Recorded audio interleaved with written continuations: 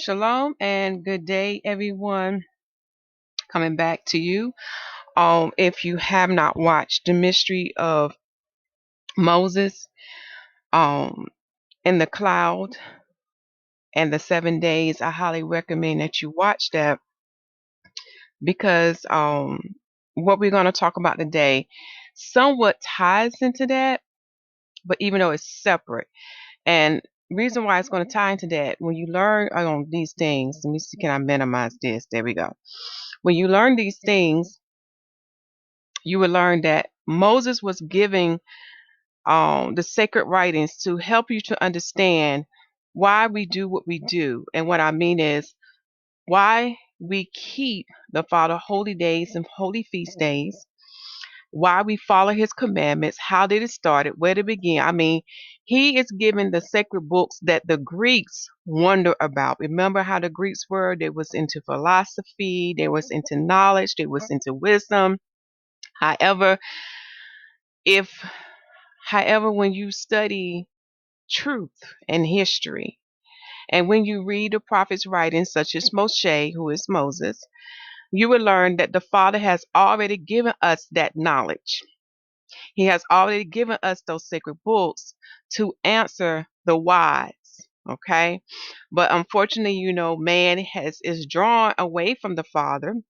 Remember, he is flesh and his spirit is no longer upon him. So this is why you see them write in write in other books, seeking out other doctrines from many other nations, but not from the Most High. Okay. So today word is we're going to look at the mystery on why the Father want us to remember the flood events. And how did the four seasons come about? Again, y'all, I'm telling y'all, if we start feasting upon the living word and take it slow, it's so much the Father wants to pour into us and know and to pay attention, because then it's going to give you understanding what's going to happen with you. Okay, what's going to happen in these last days, because through his prophets he has taught us that he is the same. Okay, he does not change. What he did back then, he's going to do it again. Do y'all hear me? What he did back then, he's going to do it again. As King Solomon even prophesies unto us in his writings, there is nothing new under the sun. Okay, so I found a picture that kind of give you the highlights of the flood. We have Noah's Ark, and I want you to meditate on that word ark. I'm telling you, the Father was just pointing into me yesterday when I was started working on this. Y'all, it's a lot. But for right now, I'm just going to try to give y'all the important things because I don't want to overwhelm you and stuff like that. But I will give you keywords to meditate on. And if it's the Father will, I will come back and expound on them. So in this picture, we have Noah's Ark. You can see the waters, how the waters cover the earth. Then also we see the rainbow, a sign that the Father placed in the heaven of the covenant that he's established with Noah, his sons, and the seed that was in their loins. Do y'all hear me? And the seed or the future generations that was in their loins. It's very important to pay attention to that. We also have a picture of the dove. Okay, you will see why all these things are so important when we look at the events of the flood. Okay, so let me get this part out of the way. Because there will be some copyright material I will share with you for learning purposes only. Remember, this is for only for edification.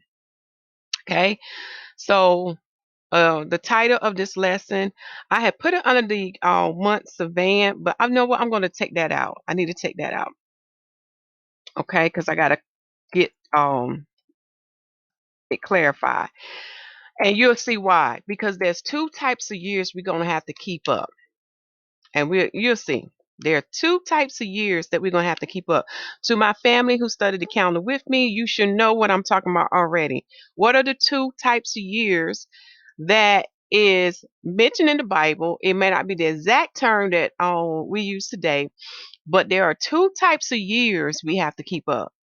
I know my brothers and sisters wondering, what is she talking about? But you'll see when we go to the chart. Okay. So I do need to take that out because I need to get something clarified. So again, the title of this word is the mystery of the remembrance of the flood events and the four seasons. So we need to ask ourselves, why did the Father give us four seasons? And the seasons I'm talking about are spring, summer, fall, winter. How did that come about to be? So Moshe was given that second knowledge to explain unto us how did the four seasons come to be, or how did they come to their existence. Okay. Also, when we look at the events of the flood, because even with the holy feast days such as the new moons, the Sabbath, Passover, Pesach, Pentecost, Severot, Feast of Tabernacle, etc., many other days that we take the time out to keep. Along with that, the Father wants us to remember the events of the flood, because you're going to learn that Pentecost, do y'all hear me? Pentecost, which is Shavuot, is a twofold festival, meaning that we are honoring or remembering what was established, okay? What was established in the covenant. I call it the Rainbow Covenant. And also, we are giving the Father thanks of a harvest, of a harvest. And you're going to see why I took out Savan, because again, there's two different years, y'all, we're dealing with. Okay. So the Father reminded me that when it comes to the harvest, he's letting me know now that it didn't come in the third month. I'm just going to go ahead and give you that. The harvest didn't come in the third month, which bring me to this. For homework, you need to read John chapter 4, verse 35. But once we go over this word today, you're going to begin to understand why the Messiah said what he said and why he did not say the third month, but he gave you a different month. Okay? All right, let us begin. I first like to give honors to our Father in heaven. Okay, for he is the God of Abraham, Isaac, and Jacob. I also like to give honors unto his son, Yahusha HaMashiach, for he is the second Adam, y'all. He is the Messiah, the anointed one. He is the door. In the Hebrew tongue, we say Delef. He is the iron, which means he is the eye/light of the body, and he's also the fountain of the living waters. Again, to receive him, they can abide in you. Again, to receive him, can you have access to the living waters. Again, to receive him, you will be fed with the bread of heaven, so therefore you will never be hungry. Do y'all see this? So again, I also like to give honors to our mother in heaven, who is called wisdom. For the Messiah said that wisdom shall be justified by her children, meaning that she shall birth or bring forth the children of the light, the children of God, the children of Yahuwah. Okay. Now, I also like to bid shalom to the nation of Israel. I like to bid a shalom to the bride of the Messiah and a shalom to the 144,000. Shalom. All right. I did open the calendar because check the video description box. You would need access to this calendar because, like I said, a lot of things are listed for you.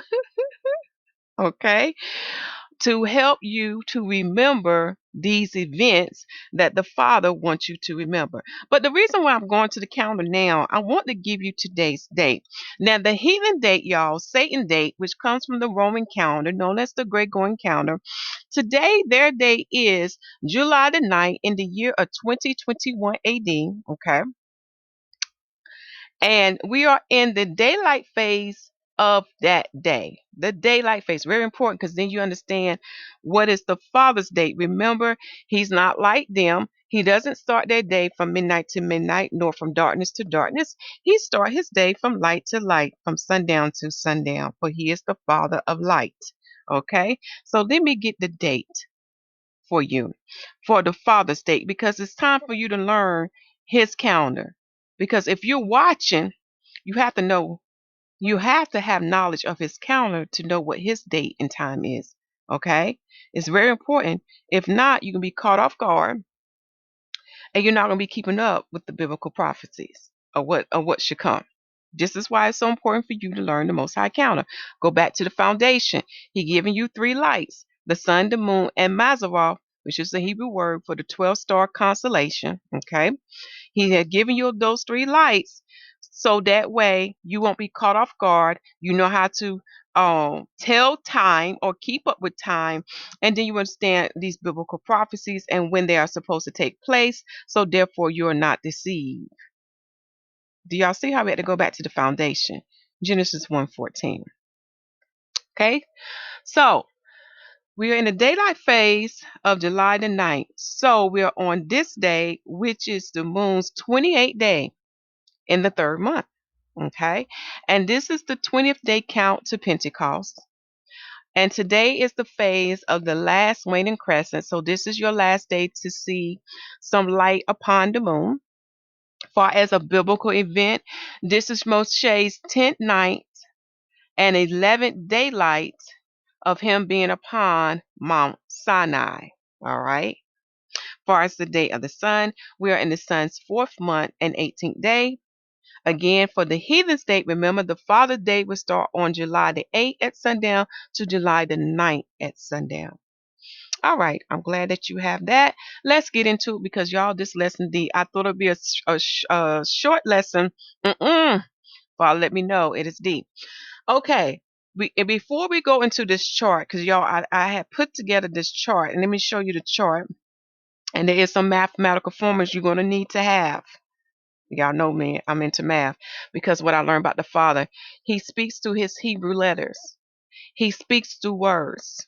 He speaks through math, science, um, astronomy. I think astronomy is the study of the heavens. I mean, he's speaking through the heavens, through the earth, through his creations. He is speaking loudly, but we cannot recognize the sign. We cannot recognize the language because we are not connected to them. This is why many believe that there is no God. This is why many believe that, oh, nothing's going to happen because they are the one out of touch. So therefore, they're going to be caught off guard. Remember what the gospel said. It can be just like the days of Noah. They're going to be what? Drinking, laughing, marrying, acting like nothing is coming to the earth. They're going to act like judgment is not coming. But then we caught off guard. Okay, so I put together a chart for y'all, okay? And I'm already showing y'all about the 2 years. We got to keep up with civil year from the days of Adam until we get to the days of Moses. You're going to learn that the Father had made some changes, added some stuff. Yes. From the time of Adam till we get to the time of Moshe. All right? I tell you, our Father will have a way of keeping us on our toes to see if we're paying attention. All right. So you're going to have to be familiar with what I call it the Adamic year. Okay. Because the Adamic year started in a different month. And I love how he put the Adamic year to start in the seventh month, which is known as Tishri or Ethanim, because the seventh month represent what? The Aleph, the Tal, and that's Hebrew. It means the first and last, the beginning and end. For the Father and the Son are what? The first and last, the beginning of end. This is why he has the Son to start its year or to start its circuit in the seventh. Well, it's going to be like the 6 month, but you know what I'm saying? It's leading to the 7 month.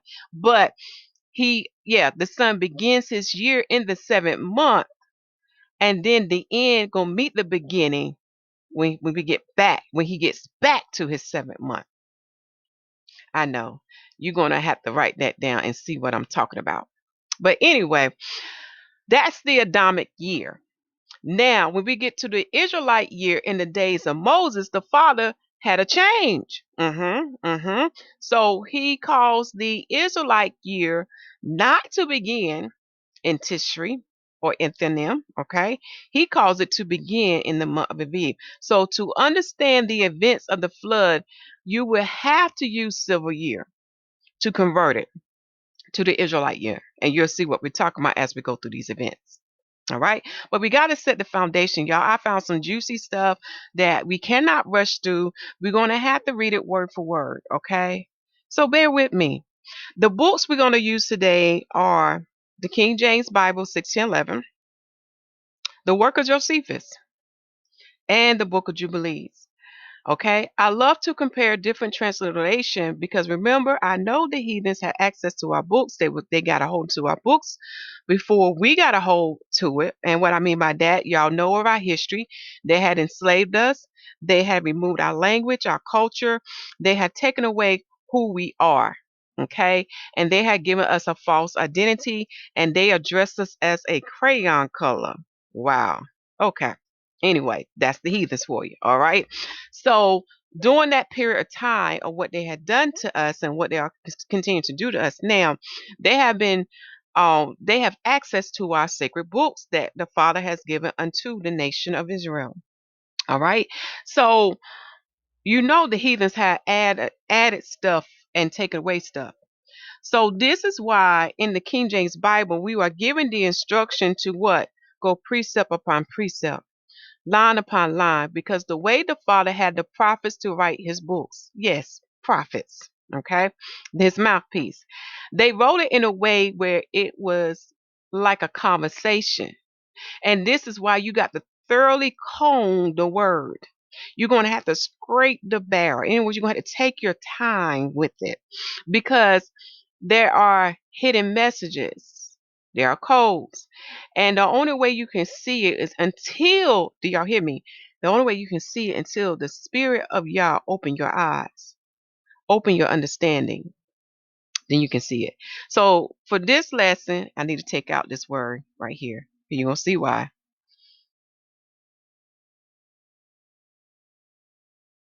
This lesson, we're going to have to look at the foundation first before even get into the events of the flood.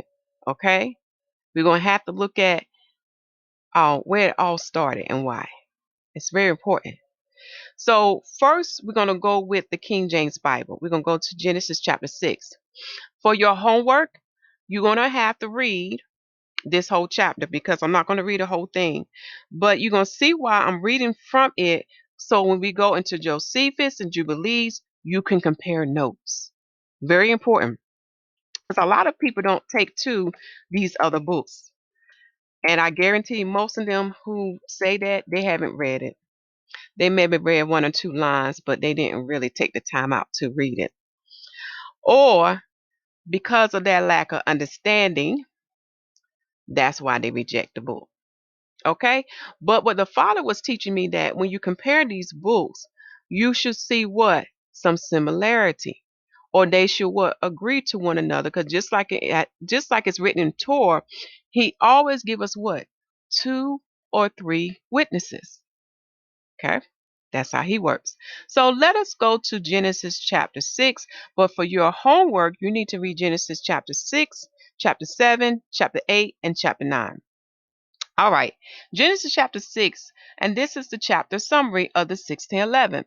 The wickedness of the world which provokes Yahuwah's wrath caused the flood. Noah findeth grace, the order, form, and end of the ark. Verse 1. And it came to pass when men began to multiply on the face of the earth, and daughters were born unto them, that the sons of God saw the daughters of men, that they were fair, and they took wives of all which they chose. Now, this is one of the verses I hear a lot of debate on who were the sons of God. Well, Josephus and the book of Jubilees is going to declare what this particular scriptures is talking about. Because many people do not understand what the Father created before he made man, before he made Adam. Okay? They only think about the sixth day of creation. All right. That's just a little keyword, little hint, because I don't want to give it to you right now. But just think about what I'm saying. Verse 3. And Yahuwah said, my spirit shall not always strive with man, for that he also is flesh, yet his days shall be 120 years. Highlight that verse. Because when you read in the prophecy, and when you see when the end to come, then you're going to understand why. This is the verse here. Highlight it. The Father in heaven said what? His spirit shall not always strive with Adam. Why? Because he is flesh. Go back to the foundation in Genesis. What took place? What happened? When he fell, there was a change with the tabernacle, with the body. And I'm going to give you that mystery. He was no longer covered in light, which come from the spirit. He was now covered in flesh. So there's an inner war in the sons and daughters of Adam, good versus evil. For the majority, because of that inner war, the evil outweighed the good. For the majority of the sons and daughters of Adam. Okay, let us keep going. Verse 4. There were giants in the earth in those days, and also after that, when the sons of God came in unto the daughters of men, and they bare children to them, the same became mighty men, which were of old, men of renown. Okay? That's another verse, many debate, but again, the Father has given us his prophets, his witnesses. And the Father want me to remind you of this. Please read 1st, 2nd, 3rd Enoch. He's the fourth witness. That would give you understanding of verse 4 and verse 2. Verse 4 and verse 2. And that would end that foolish debate, because this is about belief. This is about accepting what the living word tells you. Okay, so many stumble with that, right? Verse 5. And Yahuwah saw that the wickedness of man was great in the earth, and that every imagination of the thoughts of his heart was only evil continually. And today, y'all, we can see this continue going on. Look at all the inventions they are made that go against our Father's commandments and instructions. Something to think about. Now, this is the verse that touched me, and you'll see why. Verse 6. And it repented Yahuwah that he had made man on the earth, and it grieved him at his heart.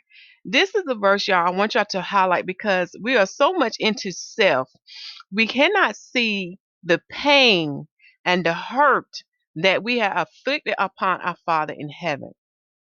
So we need to get out of self. Stop thinking about yourself. Put yourself in your Father's shoes. He is your Father. He made you.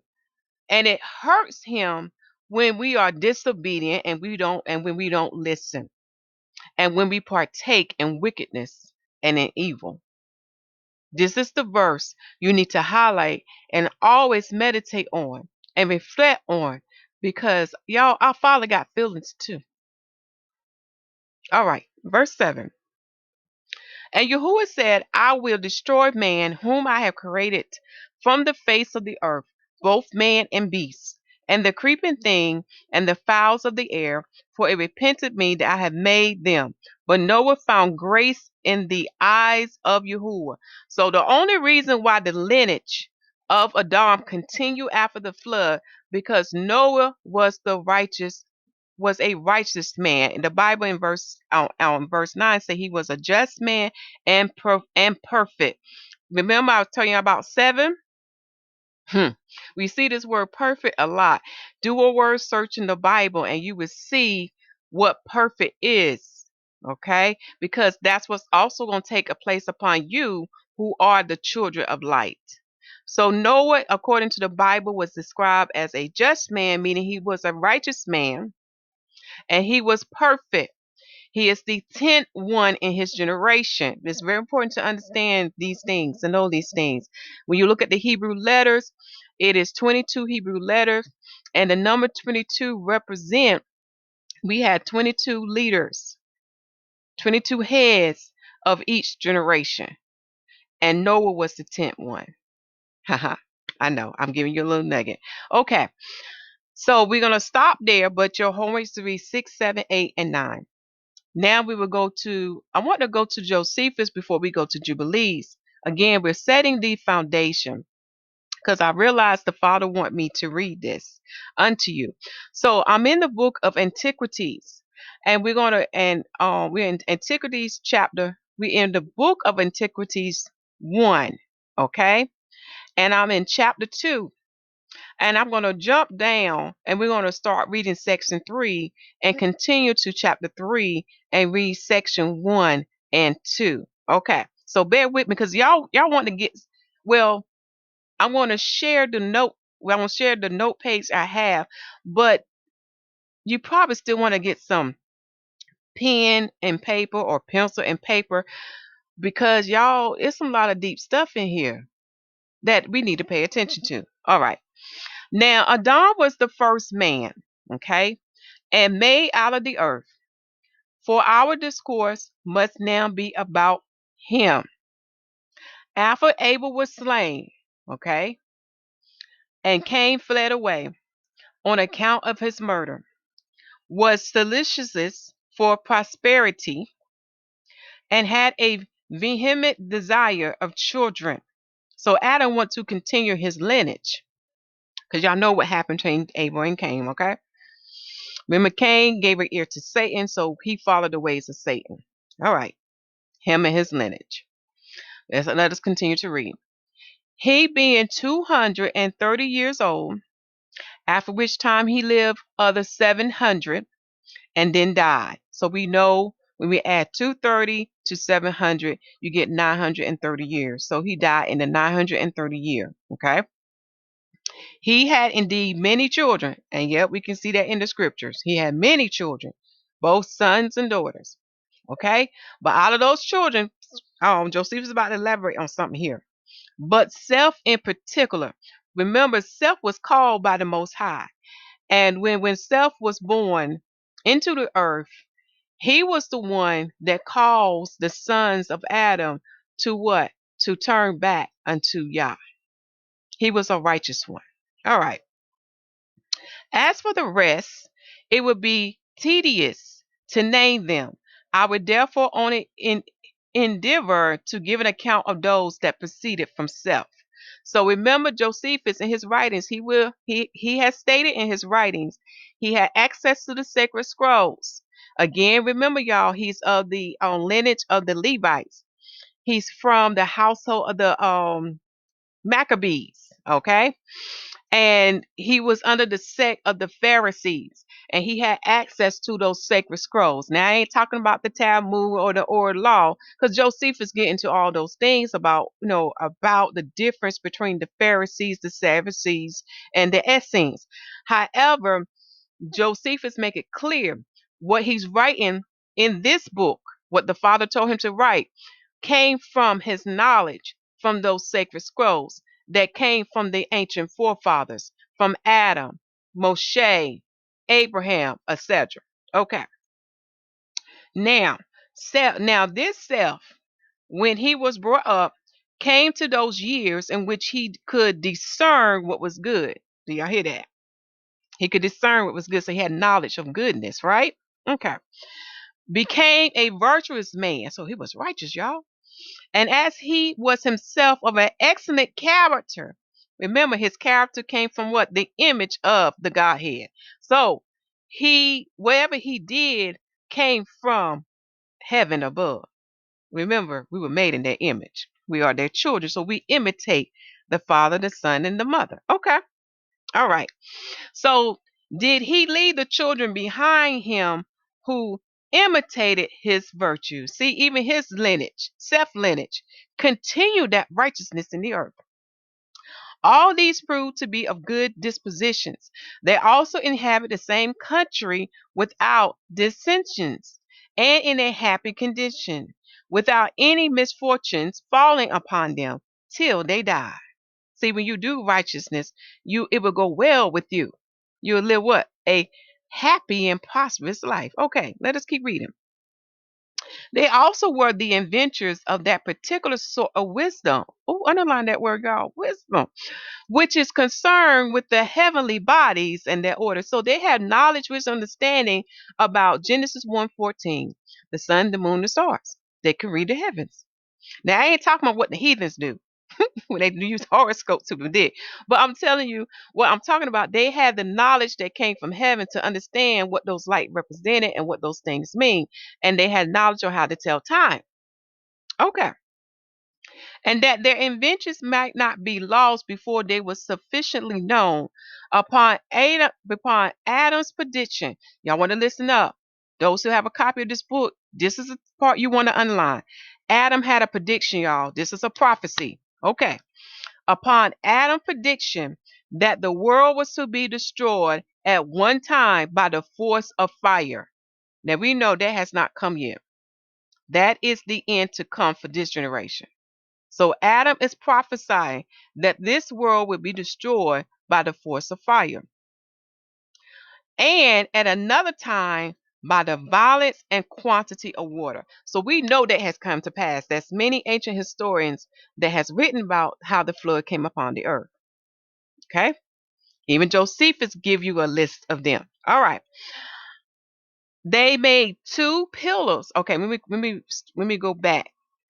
And at another time, by the violence and quantity of water, they made two pillars, one of brick and the other of stone.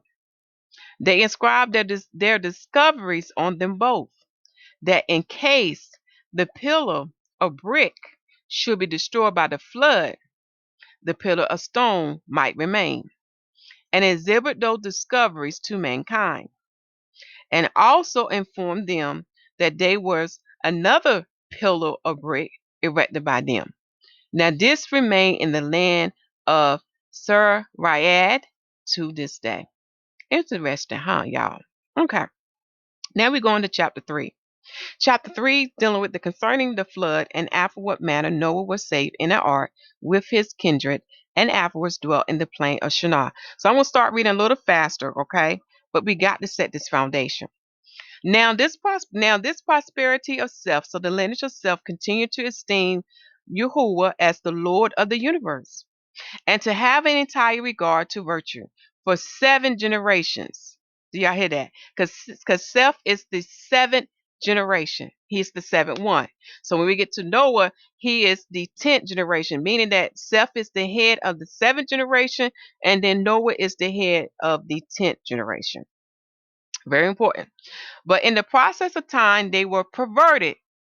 Okay, so as time went on, they became perverted and forsook the practices of their forefather, did not pay those honors to Yahuwah which were appointed to them. Do y'all see this? This is why I told y'all the heathens got it mixed up about the law. This stuff was set in the beginning. And why and how? Genesis 6:3 would tell you why and how. The Spirit of Yah was upon them. This is how they knew. So I want you to highlight this verse. I'm gonna go to my notes because I did put this in the notes, y'all. Because like I said, these heathens, they are speaking great blasphemies and they don't know. They're gonna be judged for that. What come out their mouth? What come out their mouth? They're gonna be judged for that. So we're gonna highlight 7 generations, and we're gonna highlight. Now this is proof, letting you know that the sons of Adam knew about the commandments. that today that today the common term that people use is the law, but we know the law is the covenant. Okay. But those who have greater spiritual understanding, we know the law is a spirit. Like I said, it's a lot of spiritual things um that many don't understand.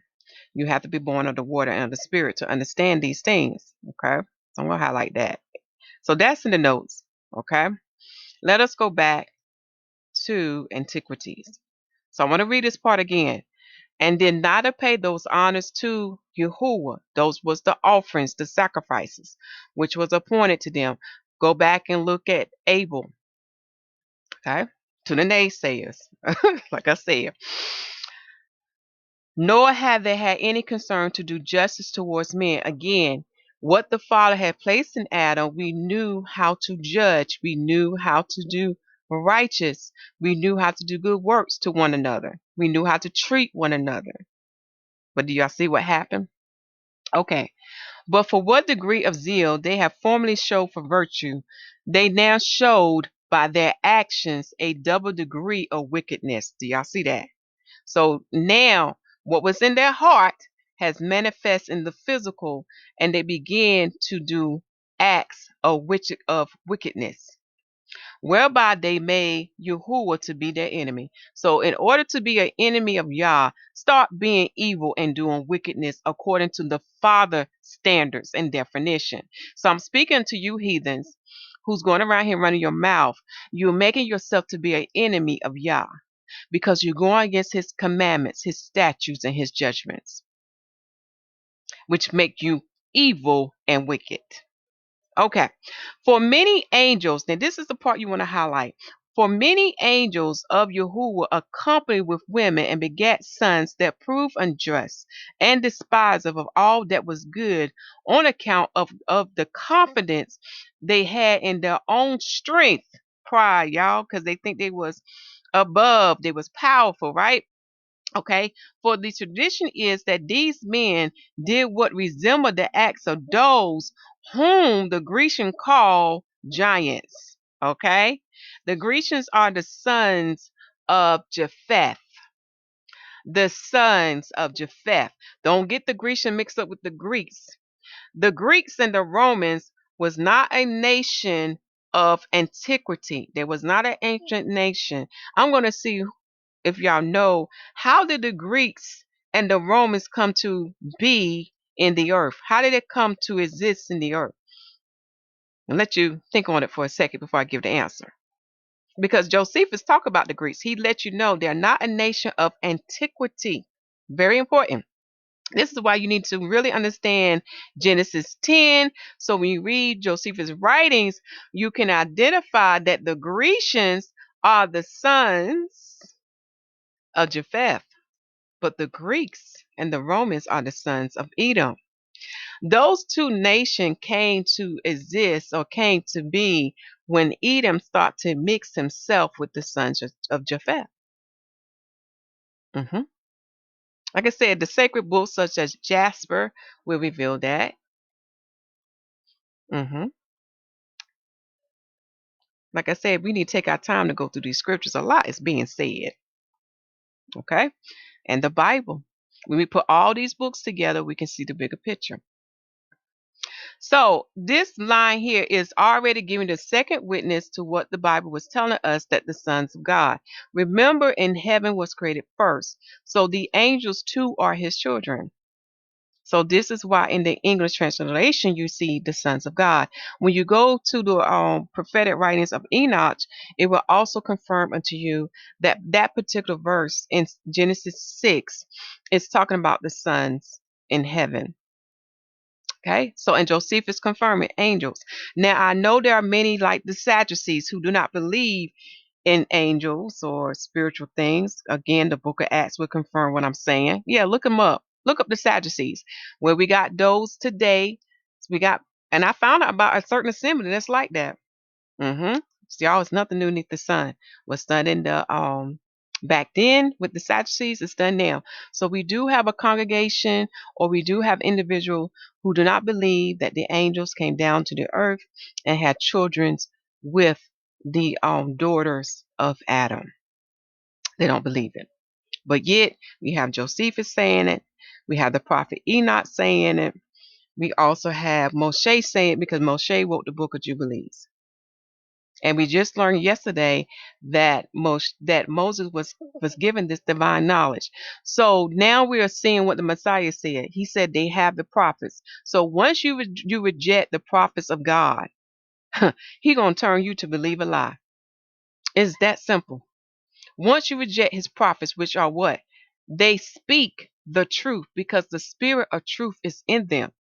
Once you reject them, who was the mouthpiece of our Father in heaven, y'all lost. That's all I can say. This is why I tell my brothers and sisters, don't waste your time with them. They ain't got no oil. Because once they start rejecting the prophets, these ancient prophets, they are lost. Okay? In other words, they are blind, and the blind is leading the blind. Let them stay where they're at. Deal with those who are ready to graduate. Okay? But Noah was very uneasy at what they did, and being displeased at their conduct, persuaded them to change their disposition and their acts for the better. But seeing that they did not yield to him, this is very important, y'all. Highlight this. Even then, Noah was preaching unto them. Okay. edifying them, rebuking them of their wickedness. But they rejected him. So this sentence is telling us they were slaves to their wicked pleasure. People don't realize they are in bondage. They're still a slave. Remember those steps I talked about yesterday in the mystery of Moses in the cloud? Y'all, I'm telling y'all, the Father's speaking volumes. Many people think they are free, but they're not free. They are bound. And this is why they're not healed. They are broken. This is why they have a reprobate mind. Okay? So they were slave to their wicked pleasures. He was afraid they would kill him together with his wife and children and those that had married. So he departed out of that land. Now Yahuwah loved this man for his righteousness. See, this will make you a friend of Yah. This will make you his son, his daughter. He loved when you do righteousness according to what? His standards. Not according to what the world tell you what's right and wrong, but according to what the Bible, the living word, according to Yah. Okay. So Yahuwah loved Noah for his righteousness. Yet he had not only condemned those other men for their wickedness, but determined to destroy the whole race of mankind. Do y'all see this? Huh. And this is why we got to pay attention to the events of the flood. For y'all, the same things happen now. It's getting terrible out here. Okay? And to make another race that should be pure from wickedness. This is why the Father had the blood and the water to come out the Messiah's side when they pierced him, to represent what he's going to do to the earth. He cleansed it the first time with water. Do y'all see this? Now the second time, he's going to cleanse it with fire to bring forth what? A new beginning. So he will have a race of people. So he will have a lineage of Adam that would be pure from wickedness. Do y'all see this? Okay. And cutting short their lives and making their years not so many as they formerly lived, but 120 only. So now this verse is giving us understanding that this is why when we look at our forefathers, we do see their years of life decreasing, okay, till now till they get to 120. This is why even in this generation, we even say we are blessed or lucky to even to live to 70 and 80, and that is in the book of Psalms written by King David. Okay. So he decreased the years of their age slowly. And you can see that after you read, after the flood. Okay. Oh, let's see where we're at. Okay. He turned the dry land into sea. Y'all, the whole earth was covered in water. Huh. Even the mountains of the earth was covered in water. Okay. And thus were all these men destroyed.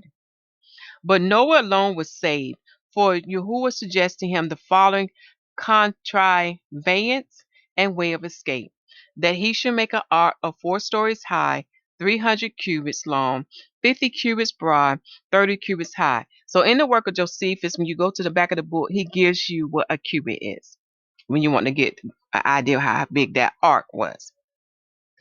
Accordingly, he entered into the ark, and his wife and sons and their wives, and put into it not only other provisions to support their wants there, but also sent in with the rest all sorts of living creatures, the male and his female. Y'all go back to the beginning. Male and female. Where did the idea of male and female came from, y'all? Heaven above. Like I said, it's a lot of stuff in here, y'all. But let's keep going. For the preservation of their kind. So you have to have both, y'all. You need a male and a female to continue the lineage. Okay. And others of them by 7. See again, look at that number again. He loves 7s. Now this ark has firm walls and a roof, and was braced with cross beams, so that it could not be any way drowned or overboard by the violence of the water. Do you see how detailed and instruction the Father gave him to know how to build this thing? Because when you see how powerful the water came, you be like, oh my goodness. And thus was Noah with his family preserved. Now he was the 10th from Adam. Do y'all see that? He was the 10th head, or he was the 10th generation. Okay. As being the son of Lamech, who followed was Methuselah. He was the son of Enoch, the son of Jared, and Jared was the son of Malaleel, who with many of his sisters was the children of Canaan, the son of Enos, and the son of Enos. Now Enos was the son of Seth, the son of Adam, which Seth is the son of Adam. So they're showing you his lineage. So he is the son of Adam. That's where he comes from. He comes from that righteous lineage, y'all. All right, so that's the foundation in that. So the last one we're going to have to go to is the book of Jubilees. Okay, so I did put that in this note. Actually, I'm going to have to go to the book itself to get that foundation. And the reason why we reading this, y'all, it's some important things that relate to us. So we just got confirmation that the end for our world will be in fire now. Again, this is why he had that sign when the Messiah was upon the cross to let us know the first cleansing was the water, okay, to bring forth what a pure Adamic race that would not do wickedness. So the second end to come would be with fire, and there's a mystery with that. Okay, well, I'm gonna just see if y'all can meditate on that and see what that mystery is. Okay, for the sake of time. So we're gonna go to Jubilees chapter 5. All right. Let me go to the actual book because I know this print is small. Let me see if I got a link here. I'm gonna click on this link. Wait a minute. I forgot I did click on this link.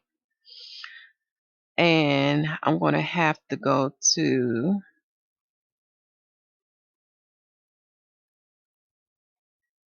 this one.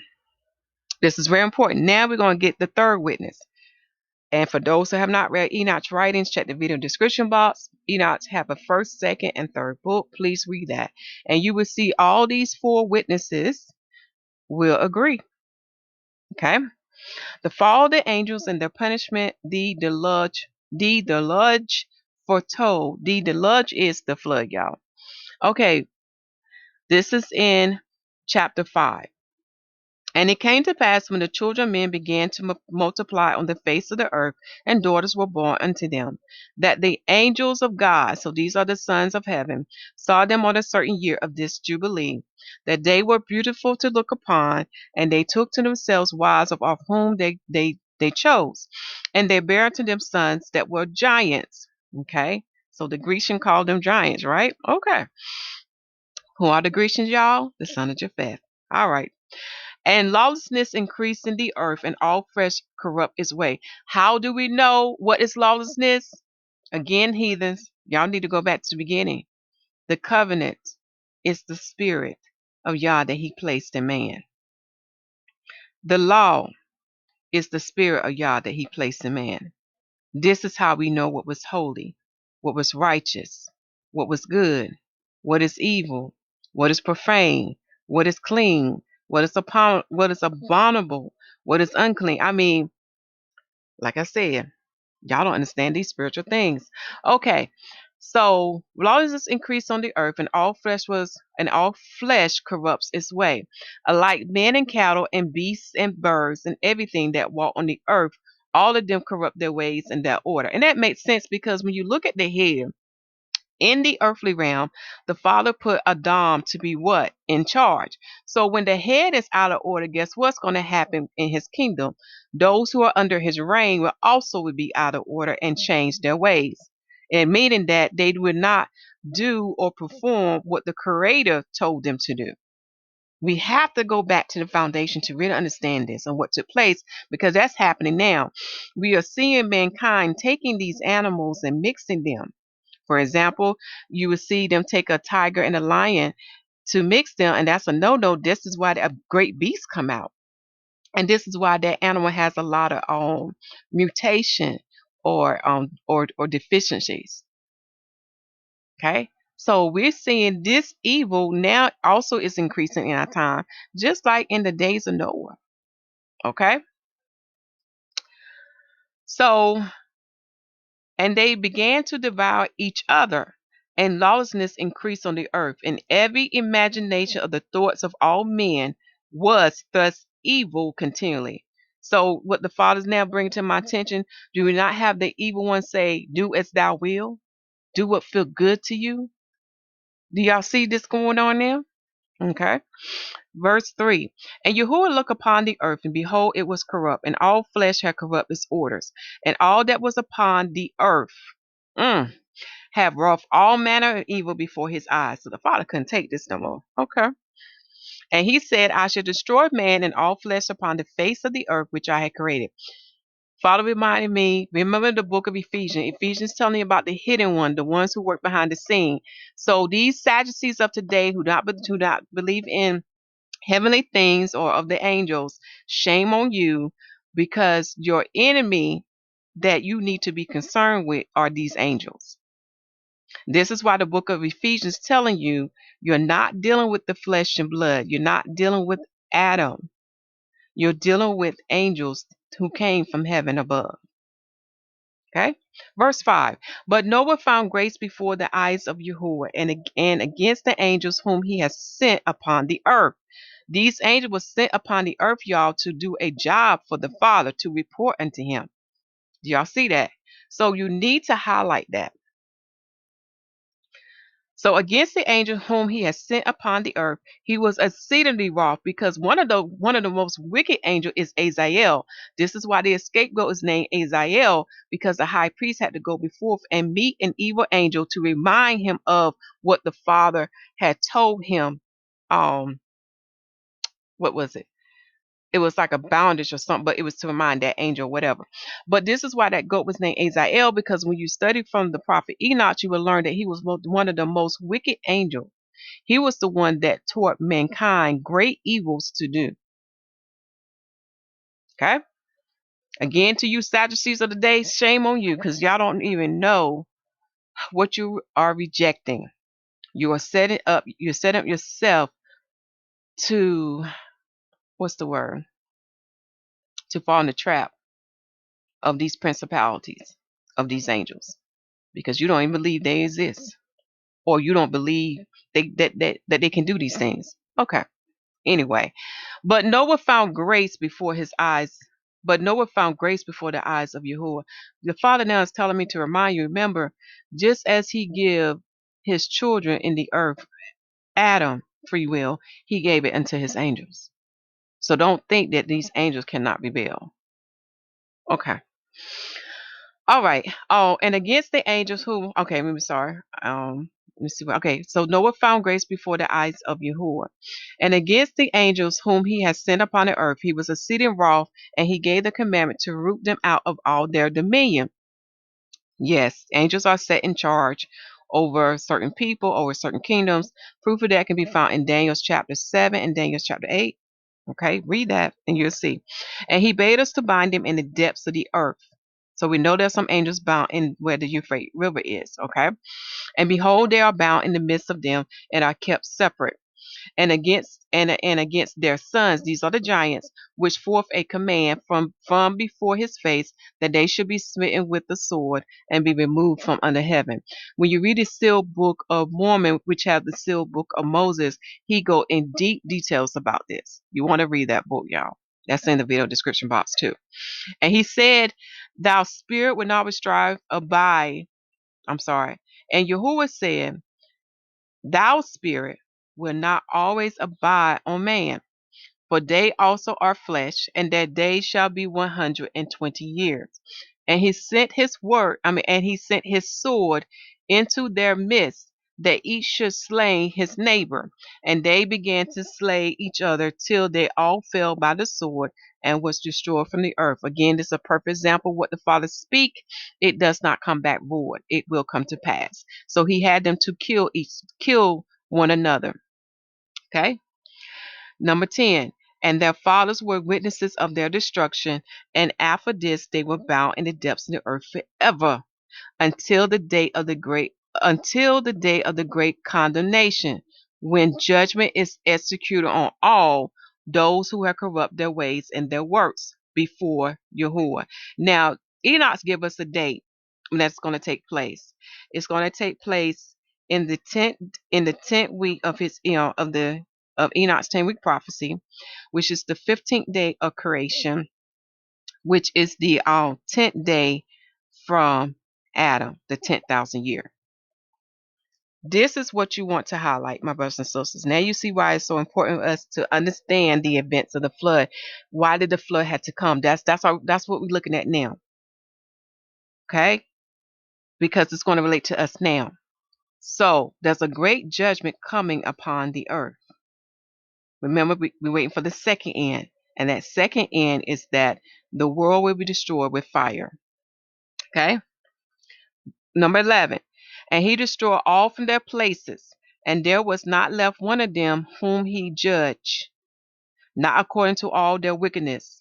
And he made for all his works a new and righteous nature, so that they should not sin in their whole nature forever, but should be all righteous, each in his kind, all way. You want to highlight this too. Okay? Highlight it. Let me continue reading. I'll come back on it. And the judgment of all is ordained and written on the heavenly tablets in righteousness, even the judgment of all who depart from the path which is ordained for them to walk in. And if they walk not therein, judgment is written down for every creature and for every kind. Reason why I say we highlight this is dealing with us too. Okay? Let me continue to read and I'll expound on this. And there is nothing in heaven or on earth. Do y'all hear this? There's nothing in heaven or on earth, or in the light or in the darkness, or in Sheol, this is hell, or in the depth of the earth, or in the place of darkness which is not judged. He's telling us everything gonna be judged, y'all. No matter what realm or part it's in. Okay? And all their judgments are ordained and written and engraved. In regard to all he will judge, you listen up, y'all, because it's talking about us too. In regard to all he would judge, the great according to his greatness, the small according to his smallness, and each according to his way. So he's telling you how he's going to judge you. Whether you are male, female, or child, you will be judged. This is why what Paul has written in Romans chapter 1 goes back to Genesis. Whether you have read the Bible or not, whether you have received salvation or not, there will be no excuse for you. Do you hear me? I don't care if you're Israelite or Gentile. There will be no excuse for you. You will be judged. Okay? You have no excuse. There are signs manifesting in heaven. There are signs manifesting in the earth. And history, ancient history, speak loud and clear. How do we know? Just like now, this is something you need to ask yourself. Naturally, within us, we know what is right and wrong. How do we know that, y'all? In other words, when you look at children, how they play, when a child comes to take away another child's toy, that child who toy was taken away will cry out and say, that's not right, that's wrong. How did that child know that? Do you see what I'm saying? There's something that he's put in us that's naturally, that is tied into the spirit. And this is why you have no excuse. Do you hear me, Israelites and Gentiles? Because all is going to be judged. Man, woman, and child, and angels. Okay? Even Enoch talk about there are stars that's going to be judged because they did not do what the Creator told them to do. All right. And he is not one who regard the person of any, nor is he the one who will receive gifts. If he saith that he will execute judgment on each, y'all need to listen up. If one gave everything that is on the earth, he would not regard the gifts or the person or any, nor accept anything at his hand. So he can't be bought, for he is a righteous judge. This is why he had the Israelites to go into the land of Canaan to kill man, woman, child, and beast. They was mixing themselves with the angels. That's how you got giants back into the earth. The sealed book of Moses will reveal that, which come from the sealed book of Mormon. Check the video description box. You're going to see what I'm talking about. So our Father is a righteous judge. Do you hear me? It don't matter if you're a man, woman, or child. All right, let us continue to go. And of the children of Israel it had been written and ordained, if they turn to him in righteousness, he will forgive all their transgressions and pardon all their sins. It is written and ordained that he will show mercy to all who turn from all their guilt once each year. So we know that's probably dealing with the Day of Atonement. Okay. Verse 19. And as for all those who corrupt their ways and their thoughts before the flood, no man's person was except save that of Noah alone. See what happened in the days of Noah is going to happen again. What harvest are we in, y'all? What harvest are we in? The body harvest that already passed.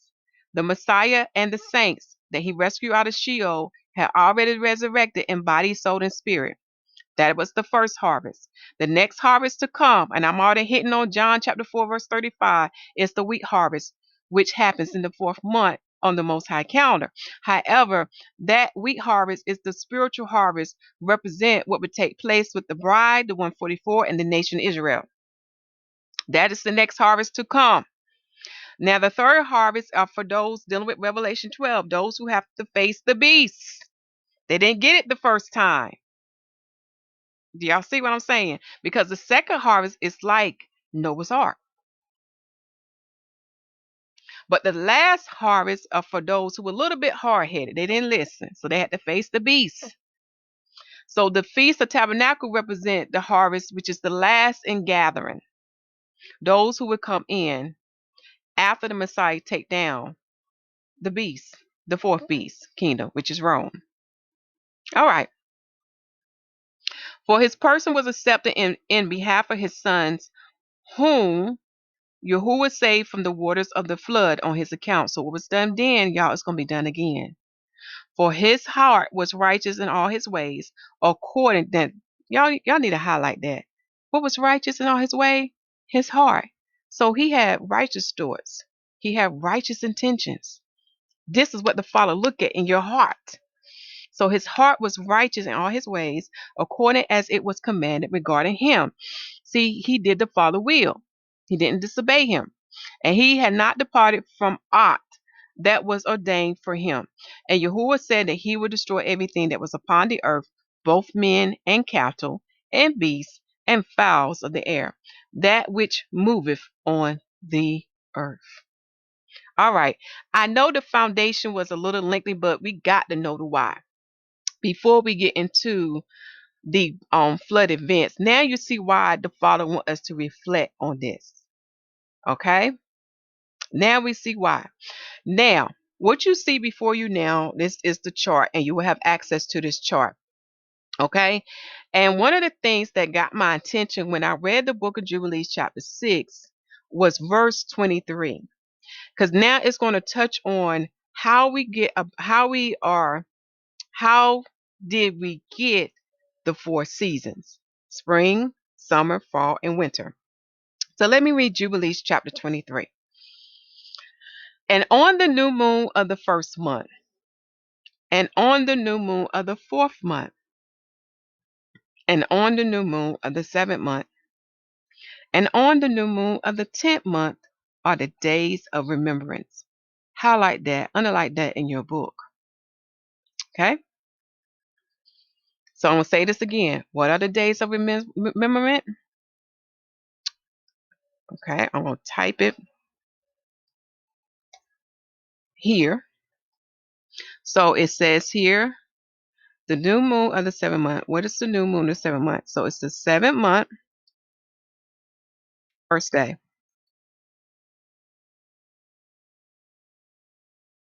Okay, that is season 3. Season 3 is what? Fall. Okay. Then it said on the new moon of the 10th month,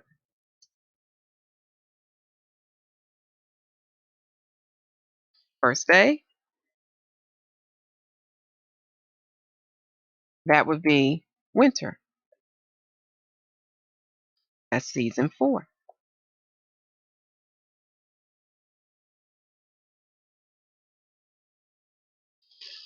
Okay. Then on the new moon.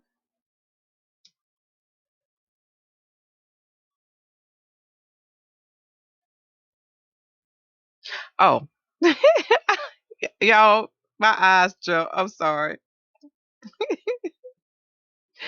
Then on the new moon on the fourth month. I know I work.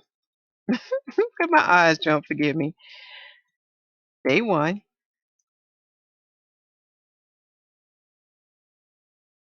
is season two, which is summer. Okay.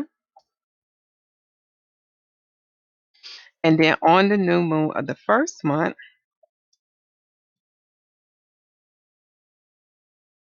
first day, is season one.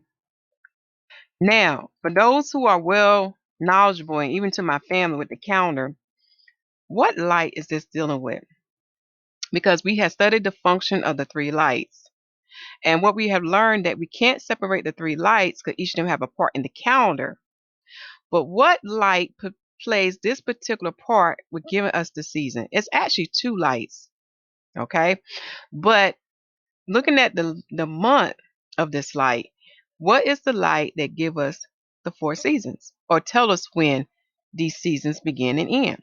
Okay, so the first moon, I mean not moon, not moon, the first month and on its first day we give you season one, and season one is spring. So have y'all thought about which light that I'm talking about? Sun. So when the sun works with Mazzaroth, again, you can't separate the two. He works with Mazzaroth. Mazzaroth is a he. And Mazzaroth represents the 12 tribes. It also represents the 12 disciples. Remember how his son, Yahusha Mashiach, hung out with the 12 disciples? Okay. So you will learn that the sun is a he, Mazzaroth is a he, and the moon is the she. Okay. Just had to put that out there. But my students know. Family, you know. Okay. So this is dealing with the sun's circuit. When I say circuit, I'm talking about its year, which is the sun's year. Very important to know. So when we get to um these months, as these months are passing, we should be remembering the days of the events of the flood, because the Father had certain events to happen on these months. Okay. Now, reading this verse again, it does mention the moon. So, how we remember the biblical events of the flood, remember the moon gives the dates. Okay? So, the moon going to give you the dates. Okay? Remember, it declares the signs of the times. Okay? It declares signs of the time. See how my cursor jumped?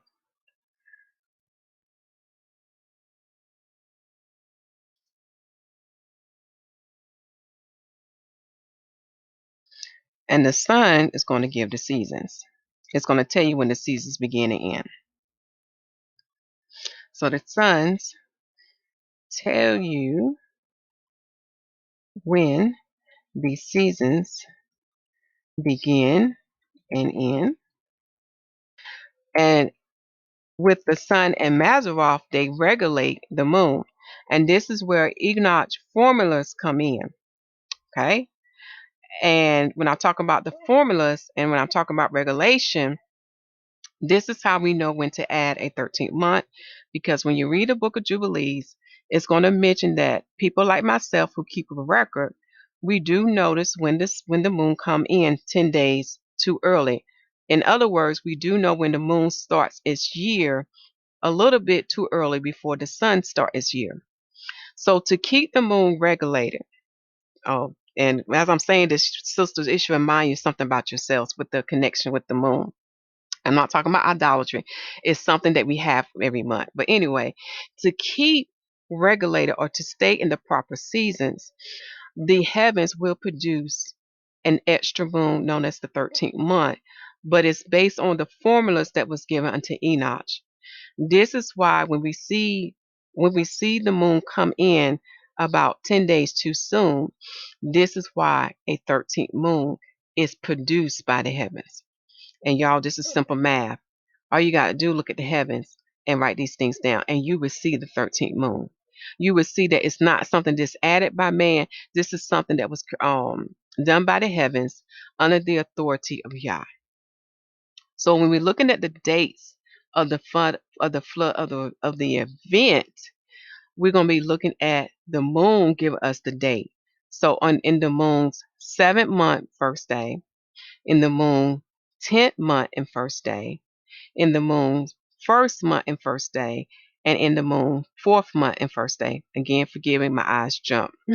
I I really need to bring this line back up so that way I can see things better. Okay? This is very important because these dates of the moon, and I probably need to write down and copy and paste this so you can really see what I'm talking about here. It's very important that you get this correct because when you're studying the lights, a lot of people get things confused. You have to write it out so you can see the bigger picture. So with the moon, it don't give you the season. That's not its job. It's going to give you the date. Okay? Very important to know.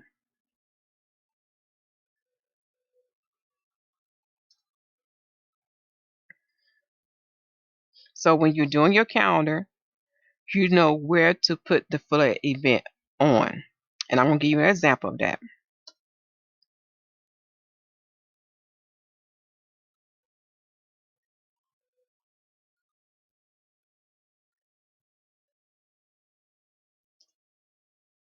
Okay? So that's the purpose of the chart below. So we'll make this clear. When we read Jubilees chapter 6, verse 23, it's giving you the dates of the moon. And it's very important to know because these dates of the moon are to be kept for us to remember, along with the new moon days, the Sabbath days, and the holy feast days. Also, it's telling us that these dates that are given are the days of the season in the four division of the year. So now we begin to see where spring, summer, and fall and winter, how they came to be. So when we look at these three lights, the sun worked with Mazzaroth to tell you when the seasons begin and end. But the moon gives you the date, gives you the month. That's its function. So when you put these three lights together, you can see the bigger picture. Okay, let us continue to read. These are written and ordained as a testimony forever. And Noah ordained them for himself as feasts for the generation forever. Do y'all hear this? Even they kept holy feast days. Okay? So that they have become thereby a memorial unto him. Who? Unto Noah and his sons, and also in heaven. Read that whole chapter. I'm just giving y'all a highlight. So to these heathens who preach against this, shame on you. Because now you begin to understand why the Father ordered us to keep his holy days and holy feast days, because we need to be reminded of these events, because once we're reminded, we will be remembering the prophecies. And one of the most important prophecies that he wants to remember, that the whole earth is going to be judged, and that fire is coming to destroy the earth. So if you don't want to be caught off guard and you want to receive eternal life, this is why it's so important. This is why the Messiah said that we are to keep Passover in remembrance of him. This is why he is the lamb, he is the drink offering, he is the bread. So when we are partaking in the breaking of the bread and the drinking of the wine, okay, that today the Gentile call communion in the English tongue, when we partake in that, we are doing that to remember the Messiah and what he did for us, and also what he's coming back to do. Remember, if we don't do these things, we are a creature of habit. We will forget. Okay? To these heathens and what they're saying, they ain't making no spiritual sense. Jubilees chapter 6, verse 18. And this whole festival was celebrated in heaven from the day of creation to the days of Noah, 26 jubilees and 5 weeks of years. Okay, I'm going to pause there. I post this verse here because there is some formulas that's listed in the book of Jubilee that's written by Moses. So I post this scripture here so you can go back and read it word for word. But what the scripture is showing us, it starts in heaven first, y'all. What's done in heaven is also done in the earth. This is why we keep Sabbath. They keep Sabbath in the heaven, and we too keep Sabbath in the earth. Remember the Father's prayer was let's see, our Abba with our in heaven, hallowed be thy name, thy kingdom come, thy will be done on thy will be done on earth as it is in heaven. So again, what's done in the heavens is also done in the earth. If they too are keeping these holy days and feast days, we too are expected to keep it. Remember, we're made in their image. We imitate or we repeat or copy what they do. Okay. So that's something to read silently. All right. Now we're getting to the chart. All right. So with this chart, I give you the Book of Jubilees formula of how they calculate Jubilees. Okay. And then I give you the formula of how they, of the change that took place on how they calculate Jubilees in the days of Moses. Very important to know this. Now, those who are record keepers like me, dealing with the calendar and dealing with the timeline, it's important to know this formula. And the reason why I say this, we already know the heathens been in the book, so they had taken some information out, they had changed some things. However, I see a formula in there and I see how they got that number.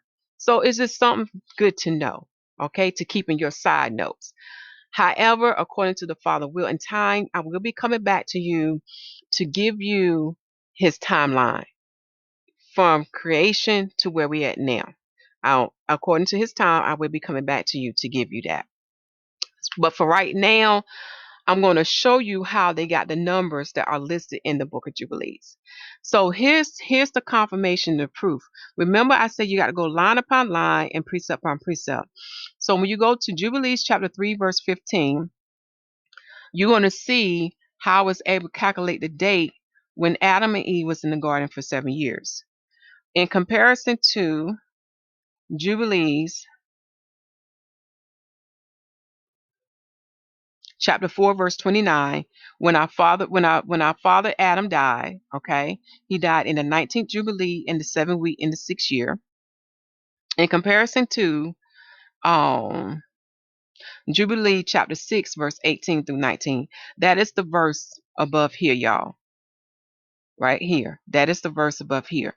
So by doing precept upon precept, I was able to figure out how they was able to calculate that number.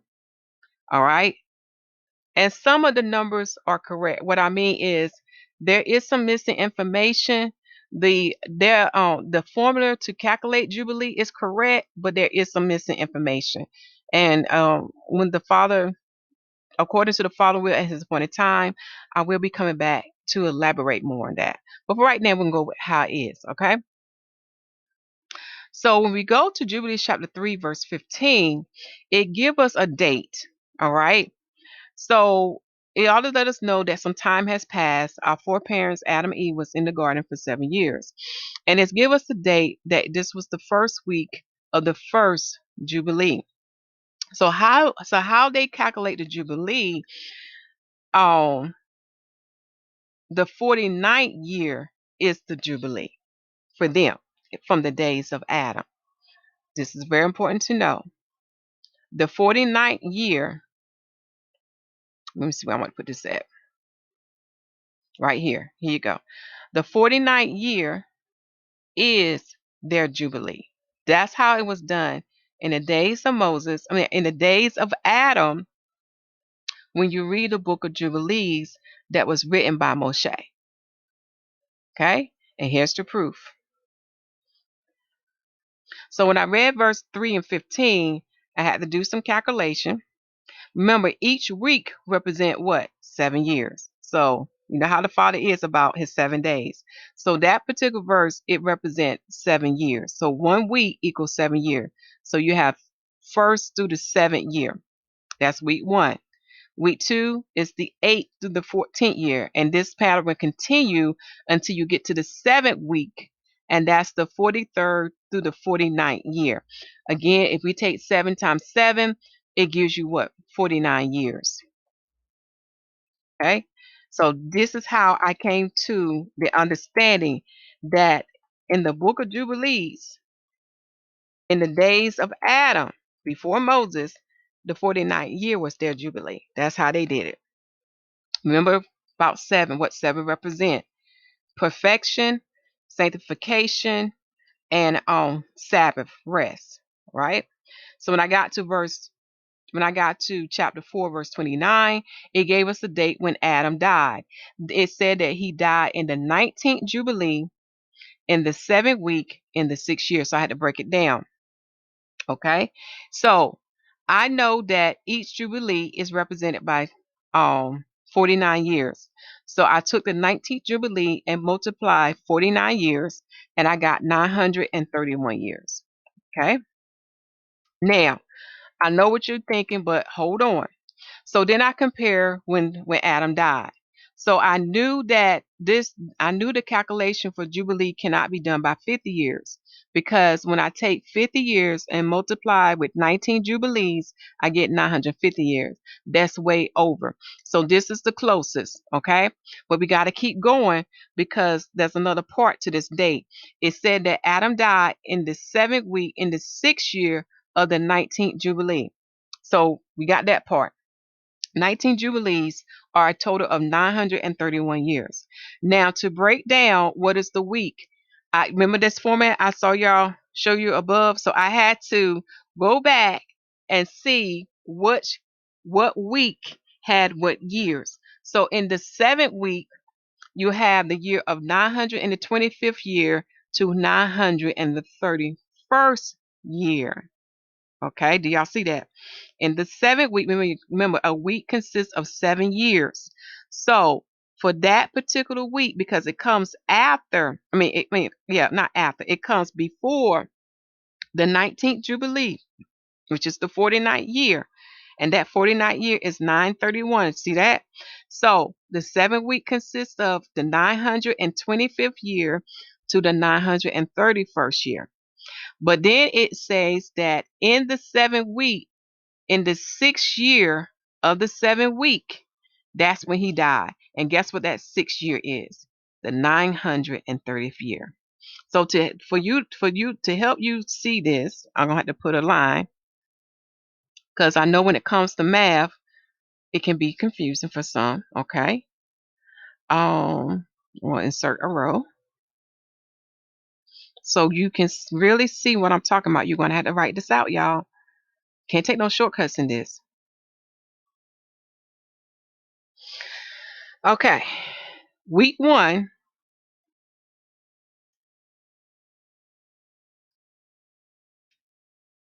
I'm sorry. In the 7th week, the first day, or the first year, I'm going to put the first year of the 7th week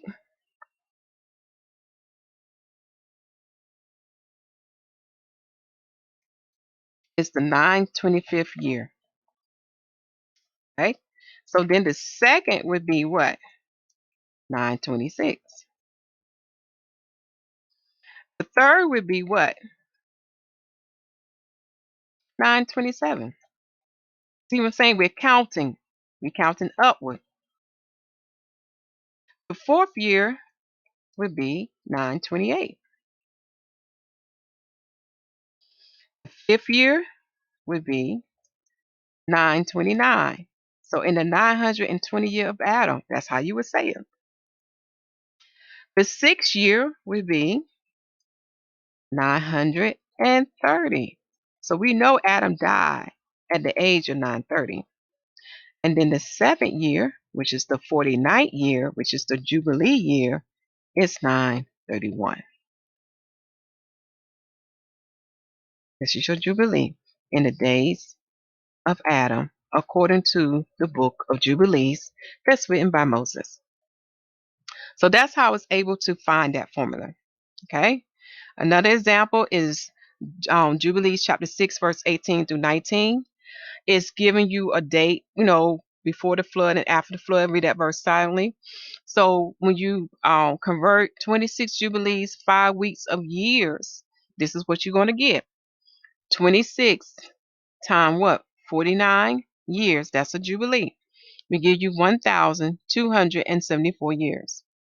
Then 5 weeks of years. I knew that in a week you have 7 years. So I took 5 times 7 years. Okay. Let me put my units because it'll help some to see it. We'll give you what? 35 years. Okay. And then I took these two numbers and add them together.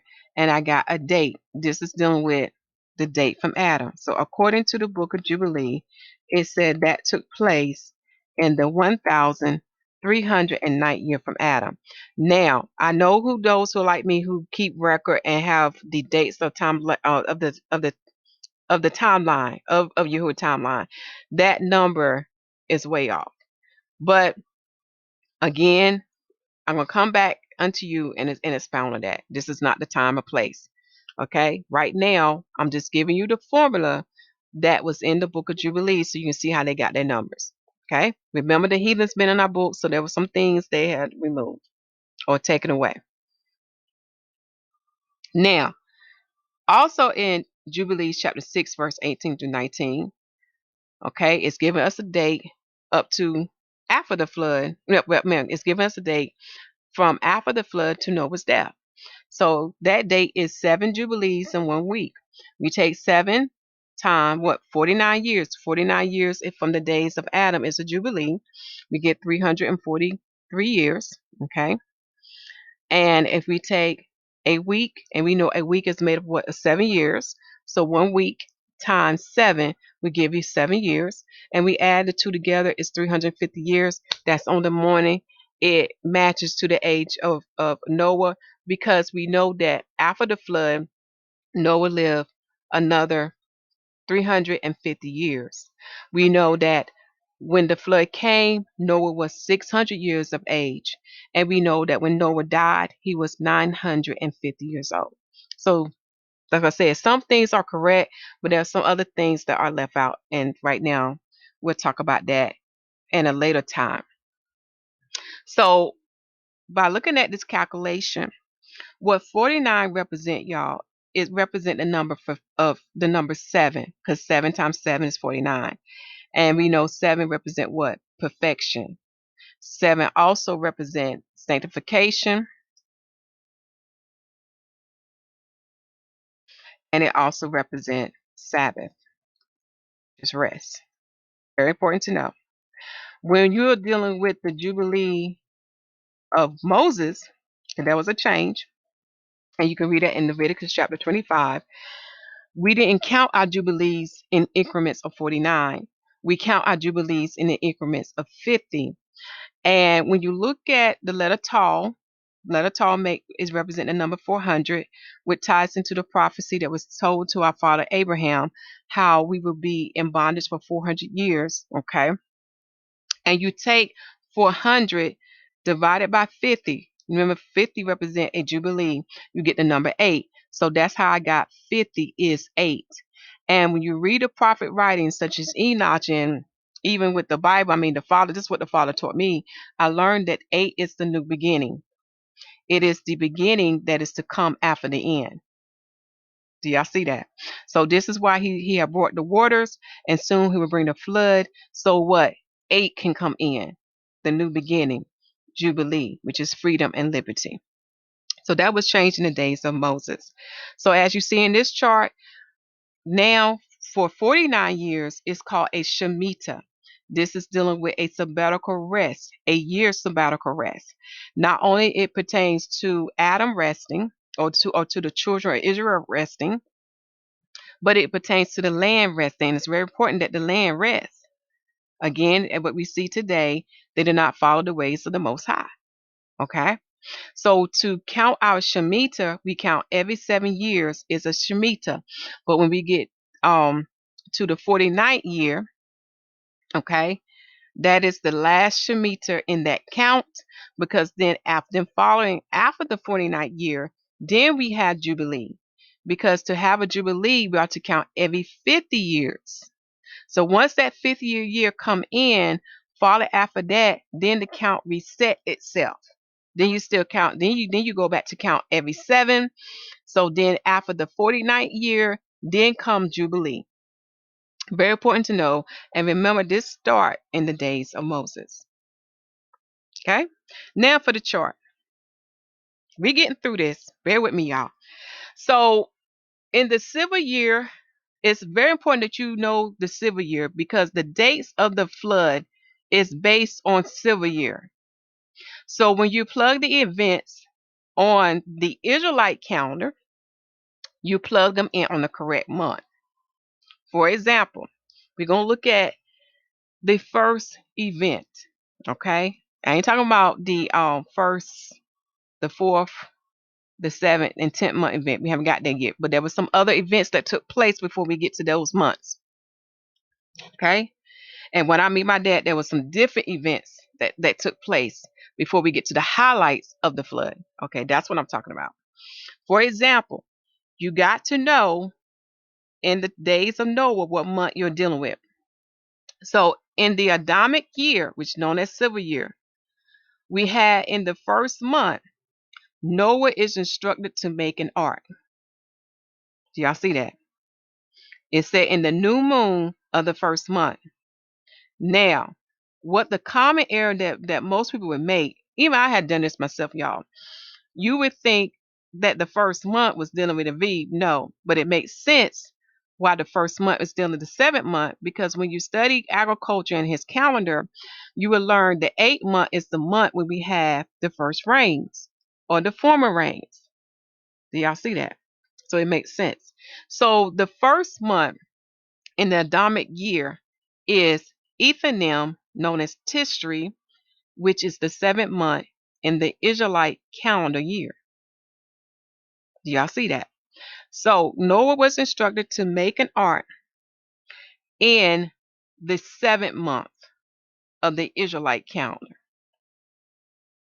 Very important to know, because if not, you're going to keep the remembrance of these events on the wrong date. So on day 1, on the 7th month, day 1, y'all, and Noah was 600 years of age, and I'll show you how I got that age,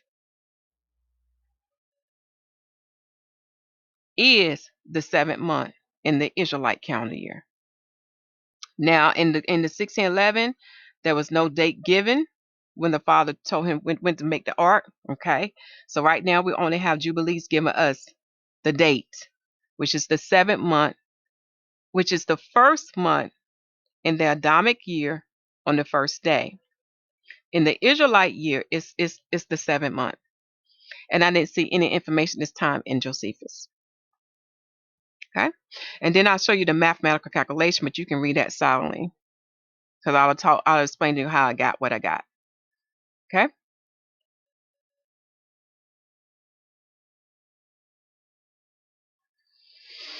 So also you can find this information not only in Jubilees chapter 5 verse 22, but also in Jubilees chapter 6 verse 25.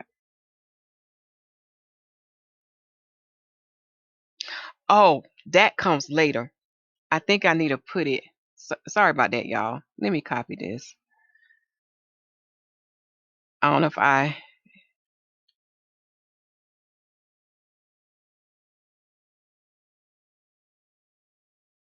Sorry about that, y'all. When I was putting this chart together, I told y'all my eyes be jumping.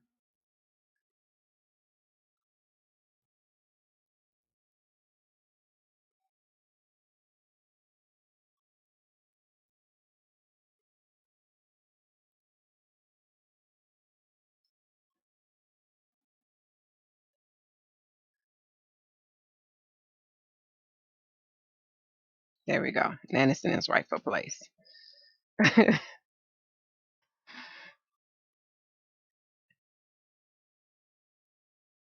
Okay. Like I said, my eyes be jumping. Sorry about that. Well, I'm glad I caught it. All right. So Noah was given the instruction to make the ark when he was 600 years old in the first month, which is Tishri or Ethanim. All right. Now in the second month, let's see what happened in the second month. In the second month, from day 1 to the 17th day in the 600th year of Noah's life, okay, that's when we had the flood. That's when we had the floods of the water to come upon the earth. You can find that in Genesis chapter 7, verse 6. Okay.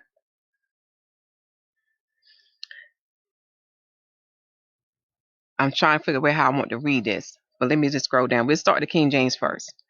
So in this, we're gonna look at verse 11 of Genesis chapter 7. It says, in the 600th year of Noah's life, in the second month, the 17th day of the month, the same day were all the fountains of the great deep broken up, and the windows of heaven were open. So it's telling you how the waters came upon the earth. And one of the things I want to remind you is that notice that we see the number 40. Where do we see 40 again? Because it's telling us in verse 12 that it rained 40 days and 40 nights upon the earth. We also see this number 40 with Moshe when he go on upon Mount Sinai, and we also see this number with the Messiah when he is in the wilderness being tempted by Satan for 40 days and nights. So we see that too. Okay. It also goes to say in verse 13, in the same self day, which is the 17th day, enter Noah, Shem, and Ham, and Japheth, the sons of Noah, and Noah's wife, and the 3 wives of his sons with them into the ark. So they enter on the 17th day, and they and every beast after his kind, and all the cattle after their kind, and every creeping thing that creep upon the earth after his kind, and every fowl and after his kind. I'm going to pause there because you can read some of this. But what I want to point out unto you, look at the key word in verse 14. Notice that when they entered the ark and the animals, the creatures they were saving to, it said within the ark is the breath of life. So that's telling me something deep here. The spirit of Yah was with them. Okay. Again, this is something you can read silently to compare. Again, pay attention to key words.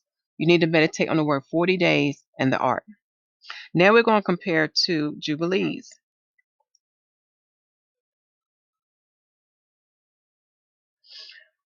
So the second month in the Adamic year is actually known as the month of Bull.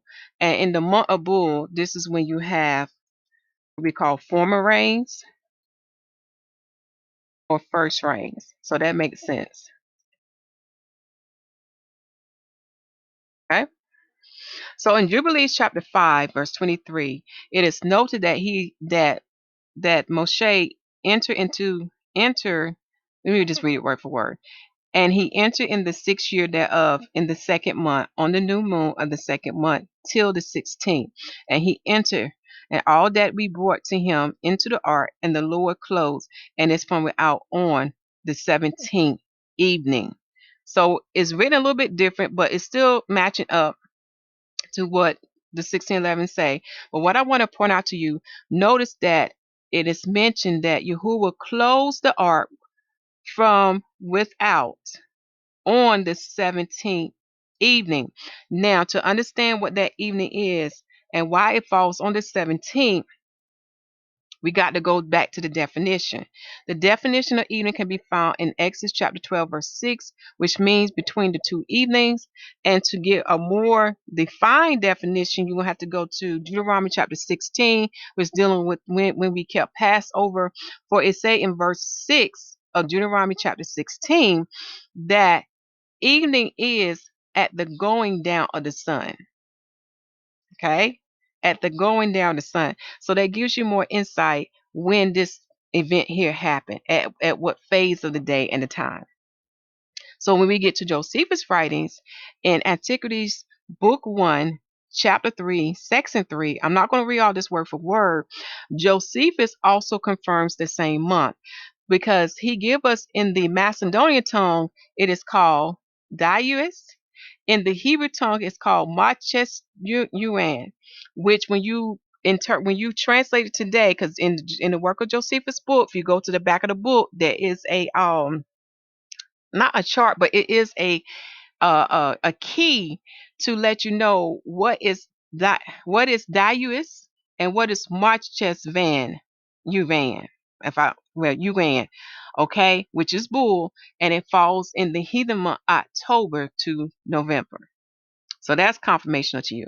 But also in this same verse, Josephus also explained there was a change in the year. So he's confirming that the Father changed the year to Aviv, which is Nisan. That's the Babylon tongue for a Aviv. And in the Macedonian tongue, they would say Xanthicus. Xanthicus. Okay. So again, he too would confirm there was a change. All right. Now, when you read Josephus' writings, they do have in brackets to confirm what is the correct date when you are comparing the verses. At first, it would say 27, but in brackets, they let you know it's the 17th of the day. And they do give you the year from Adam. They said it is the 2000. I'm sorry. Where in brackets it say 1,656 years. Um, However, before the bracket it say 2,656 years. And like I said, I will elaborate about these dates and years in another video. But it's to give you an idea of when this flood event occurred from the days or from the years from Adam. Okay. He also gives you another hint of how you can figure out the time. It's in that same verse. All right. So that was the 7th month. Noah was instructed to make an ark when he was 600 years old. In the 7th month. Now the rains didn't come until the 2nd month, which is Bull. Now we get into let me see where we at. Into the highlight of the flood. So let's get ready to go on this. It says in the 4th month of Adam, which is day 1. This is when we have the waters to I'm sorry.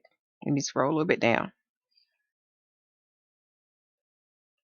This is when we have the fountains of the deep was closed and the floodgates of heaven was restrained. So now we're seeing that once the flood came later on, which fell in the 4th month, that now we're seeing the water's going to start to descend. They're going to start to decrease.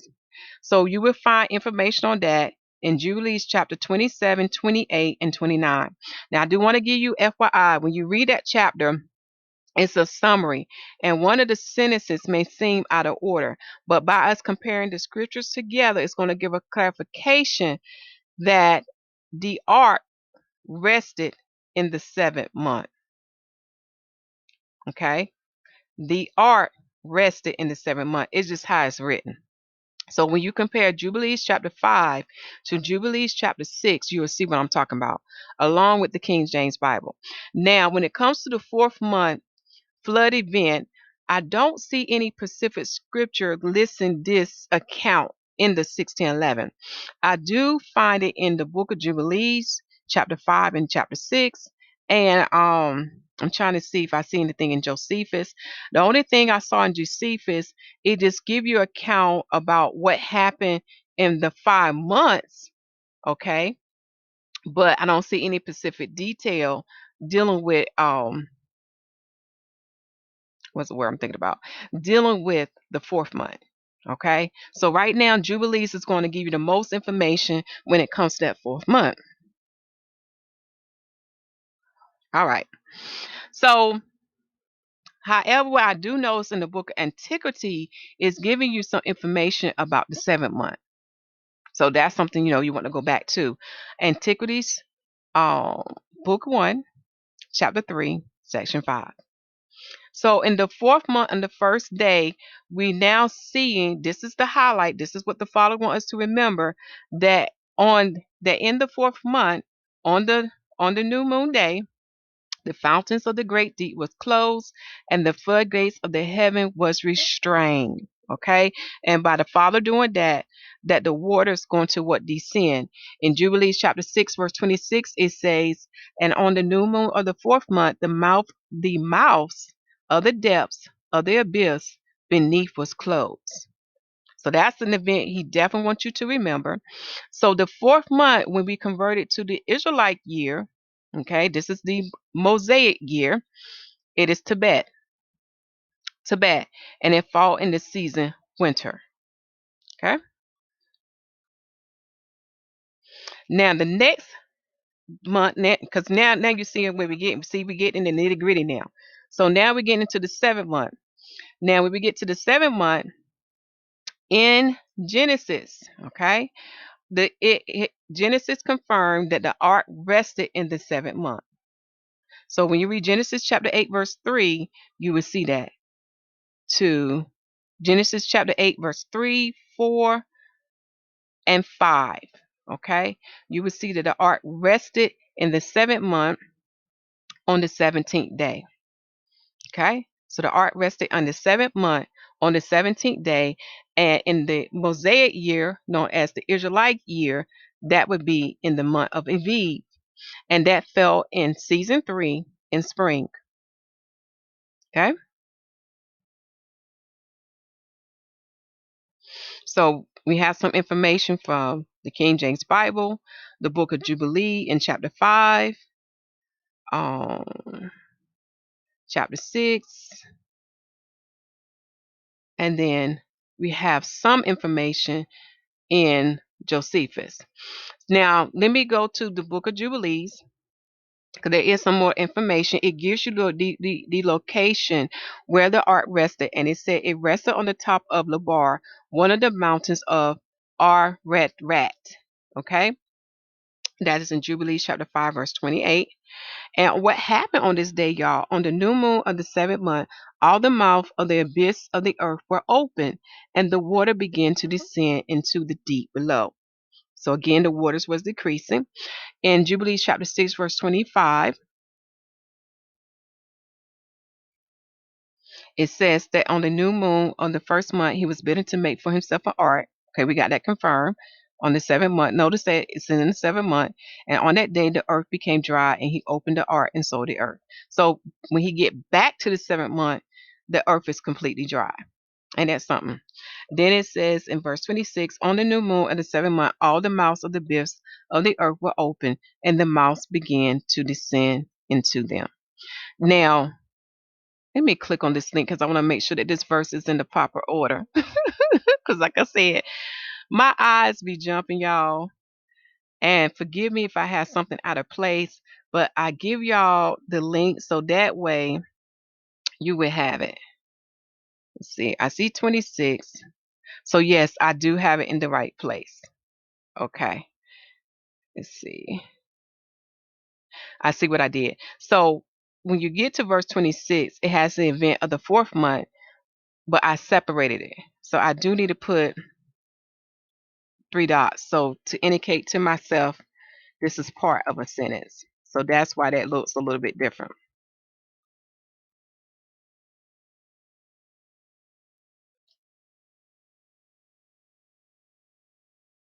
Okay.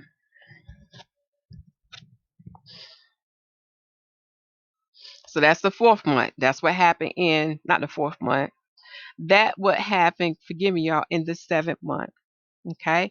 So when we get to Josephus, what he says on the 17th day of the seventh month, it then ceasing to subside. Okay. Let me read it from the beginning because remember how this stuff is written, you got to take your time to separate to make sure you don't get the events confused. So when we go to Antiquities 1.3.5, when the rain ceased, the water did just begin to abate after the 150 days, which is 5 months. Comma, that means pause. So then it's going to give us additional information in the parentheses. So we pause here. So what's coming is separate. That is on the 17th day of the 7th month, pause. It then ceasing to subside for a little while. So he's talking about how the water is subsiding, right? After this, the ark rested on the top of a certain mountain in Armenia, which, when Noah understood, he opened it and seeing a small piece of land, about it, he continued quiet and could see some cheerful hopes of deliverance. Okay. So again, even though this kind of written a little bit different, it is still confirmed unto us that the ark had to have rest in the 7th month. Okay. And notice again, it's saying what? The 17th day. Also, it confirmed unto us that the water was ceasing. Okay. This is what the Father wants us to see. Now, when we get to the 10th month of the Adamic year, this is what happened. Genesis 8, verse 5. And the water decreased continually until the 10th month. So when they got to the 10th month, something else happened. In the 10th month, on the first day of the month, were the top of the mountain seen. So on this day, the mountains can be seen, y'all. That is also confirmed in Jubilees chapter 5, verse 30, and Jubilees chapter 6, verse 27. And it reveals unto us from the book of Jubilees how glad Noah was to see this. Okay? And it goes on to say in Jubilees chapter 6, verse 28, and on this account he ordained them for himself as feasts. Do y'all see that? Forevermore, forever. So he wants to remember what happened during the flood. And thus are they ordained, and they placed them on the heavy tablet.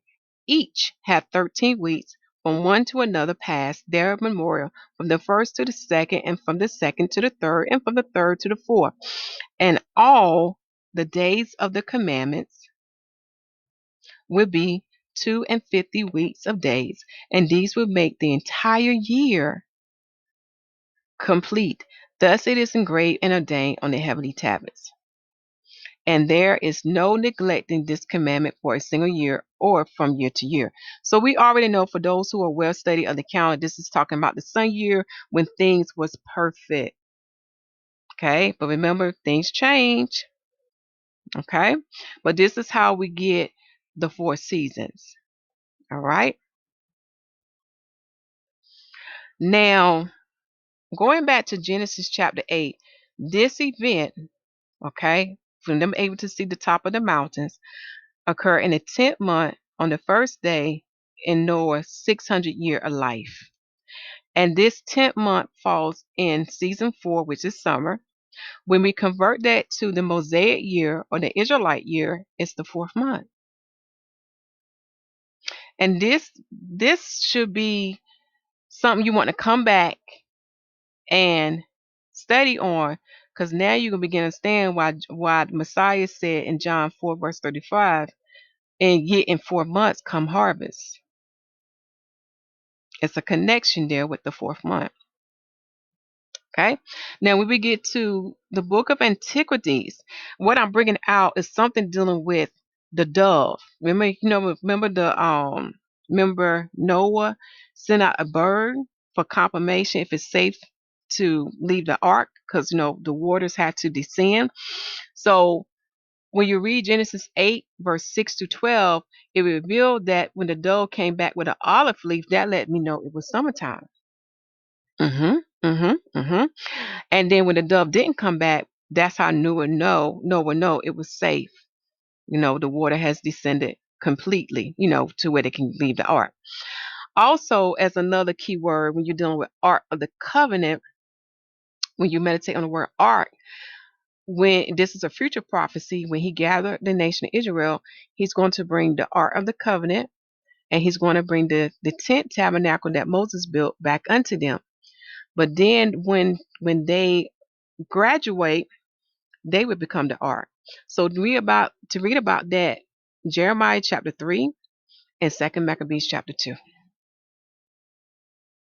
Okay.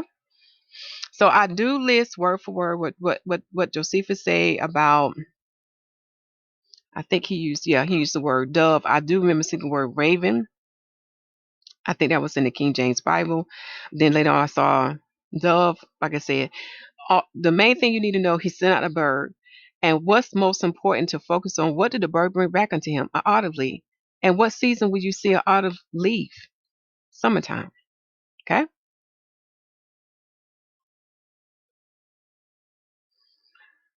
Let's see.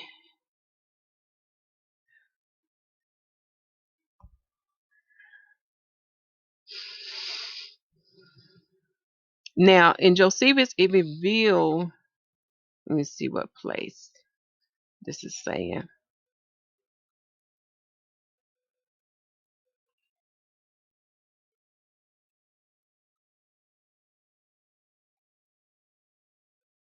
I do want to share this information. I'm going to read this part here. It said, however, the Armenians called this place, according to the Greek tongue, the place of descent. For the ark being saved in that place, it remains are shown there by the inhabitants to this day. Okay. Now we get into the first month, and on its first day in the 601st year of Noah. So a year has passed, and this is how I know that Noah was born in the month of Tishri in Ethanim, because he was 601 years of age. And this would fall in the season of fall. Now we would convert this date to the Mosaic year or to the Israelite year. It is known as Tishri/Ethanim, which is the 7th month. Okay. And in this first month, which is the 7th month, or Tishri and Ethanim, this is what happened. And it came to pass in the 601 year, in the first month, the first day of the month, the waters was dried up from off the earth, and Noah removed the covering of the ark and looked, and behold, the face of the ground was dried. Do y'all hear that? The face of the ground was dried in the 7th month, which is the beginning and the end. Mm. And in the book of Jubilees, chapter 5, verse 30, it goes on to say, on the new moon of the first month, the earth became visible. Now we begin to see why he wants us to remember this. It's a lot of things, y'all, a lot of things that the Father is teaching us. Then in Genesis chapter 8, verse 13, we get to the second month. And the second month, on the 27th day, which is the 601st year of Noah's life, and in the Mosaic year, that's known as Bull. Okay, the month of the what? Former rains.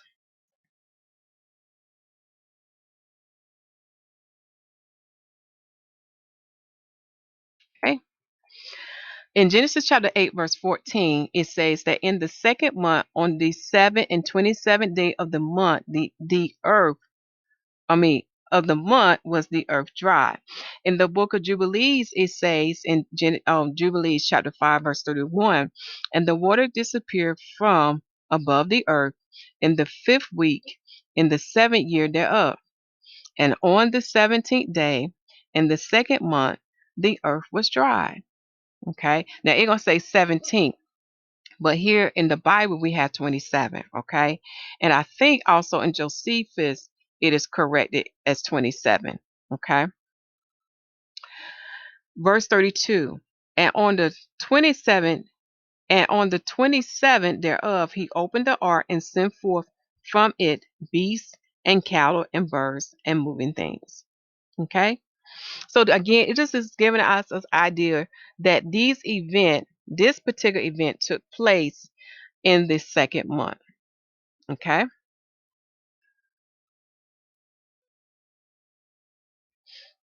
I need to highlight that too,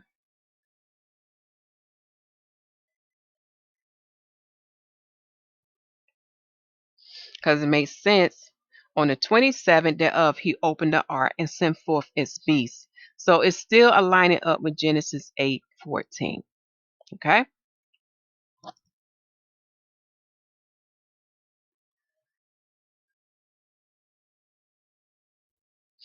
Now, when we get to the third month, which is the first day in the 601st year of Noah's life, the third month, y'all, is the ninth month in the Mosaic year, known as Kesru or Kes Keslev, something like that. Forgive my tongue. However, in the King James Bible, no date was given. So I'm glad that we have Jubilees because this third month is very important, and you'll see why. In Genesis chapter 8, verse 20, it says that Noah built an altar unto Yahuwah and took of every clean beast and of every clean fowl and offered burnt offerings on the altar. This is why this third month is so important. Okay, I'm gonna skip a little bit down, but for homework, read Genesis chapter 8. Okay, um, I'm not gonna read all of this because you're gonna see some of this in the book of Jubilees. Especially with Genesis chapter 8, verse 22, when they talk about seed time, harvest time, cold and heat, summer, winter, etc. So let's go to Genesis, not Genesis. Let's go to Jubilees, okay, and see what it says too to compare. So in Jubilees chapter 6, verse 1, it said, on the new moon of the third month. Do y'all see that? So I want y'all to remember the third month is talking about the ninth month. That Noah went forth from the ark and built an altar on the mountain. Now you see why I took off Savan because I was getting it mixed up with Savan. Okay. So Savan would be the ninth month, y'all, in the Adamic calendar. And the fourth month would be the 10th month in the Adamic calendar. Okay, so that's why I had to take off Savan. I didn't want y'all to get confused. So just know this: when you read Genesis chapter 8, verse 20, along with Jubilees chapter 6, when it's talking about the third month, it's talking about Keslu, which is the ninth month in the Mosaic year. Very important to know. So, it says here that he's built an altar on that mountain where the ark rested, okay?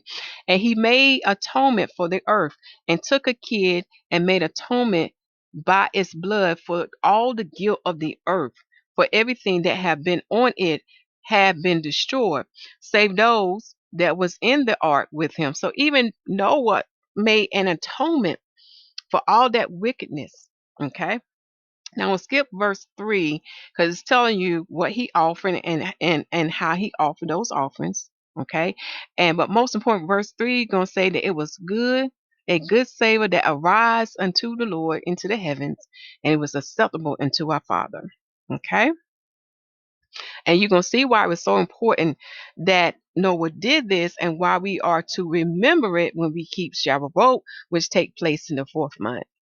Okay, remember it's a twofold festival. It is to remember two major things: the events of the flood and the covenant that was given the sign of the rainbow that I call the rainbow covenant. It is also to celebrate the wheat harvest. This is why it's going to fall in the fourth month. Because Moses, when he get on the mountain, the Father told Moses that the children of Israel would keep Shavuot on Mount Sinai. They kept it, but they mixed idolatry with it. And in the video dealing with the mystery of the cloud, I give y'all the verses, I give you the chapters to go back and read to show you this is how Adam knew that the feast of the Lord was on that day, which is the feast of Yahuwah was on that day. It's in there. Okay. So anyway, let us read verse 4. It says here, and Yahuwah smelt the goodly savor, and he made a covenant with him that there should not be any more a flood to destroy the earth. This is why we need to remember this, y'all. So when we see floods upon the earth, we know those floods are just designated for certain areas, but those floods not going to become great to take out the whole earth. The Father has given his word unto us. All right. This is why we see a rainbow in the heaven. But what his words say unto us, as we read in Josephus, I think, and also in Jubilees, that the earth will be destroyed by fire. That is promised. That is yet to come. So, and it goes on to say that all the days of the earth, seed time and harvest time should never cease, cold and heat, and summer and winter, and day and night should not change their order nor cease forever. Okay, there's something good. No, I thought it was interesting to read. Far as the work of Josephus, I put in a note. Let us look at Antiquities 1.3.7 through 9, and that's below. Okay, let me see here. We already read what was the cause of the flood to come upon the earth, so we already did that.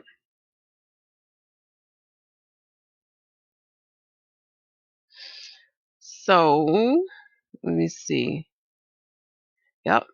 So looking at the 10th month, when we talked about the 10th month and where the ark rested, right here, you see right here in Armenia, it's going to give you more specific details. Okay, that's something I think you can check out silently on your own. But Josephus is giving you other witnesses that gave an account of the flood, okay, and of Noah's ark to prove you it did happen. All right.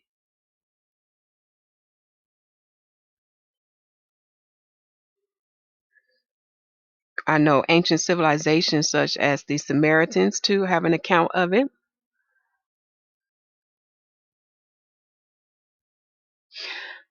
See now, third month. This is what I'm looking at. 7, 8, and 9. Let me see. Bear with me, y'all.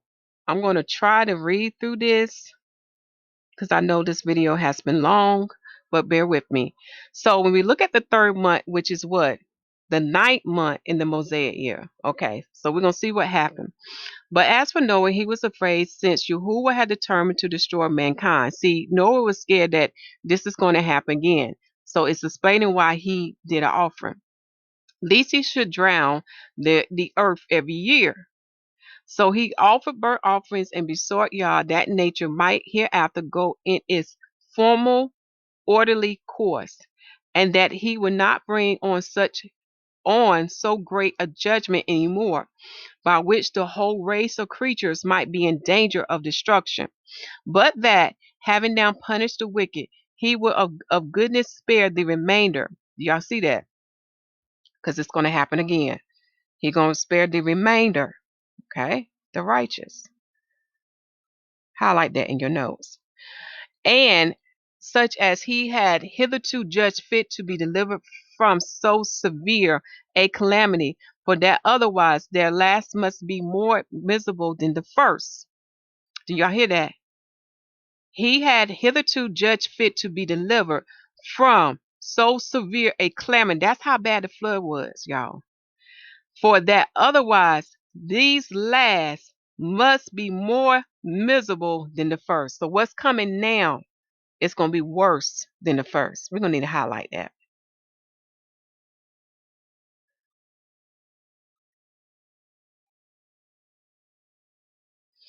And that they must be condemned to a worse condition than the others, unless they be suffered to escape entirely.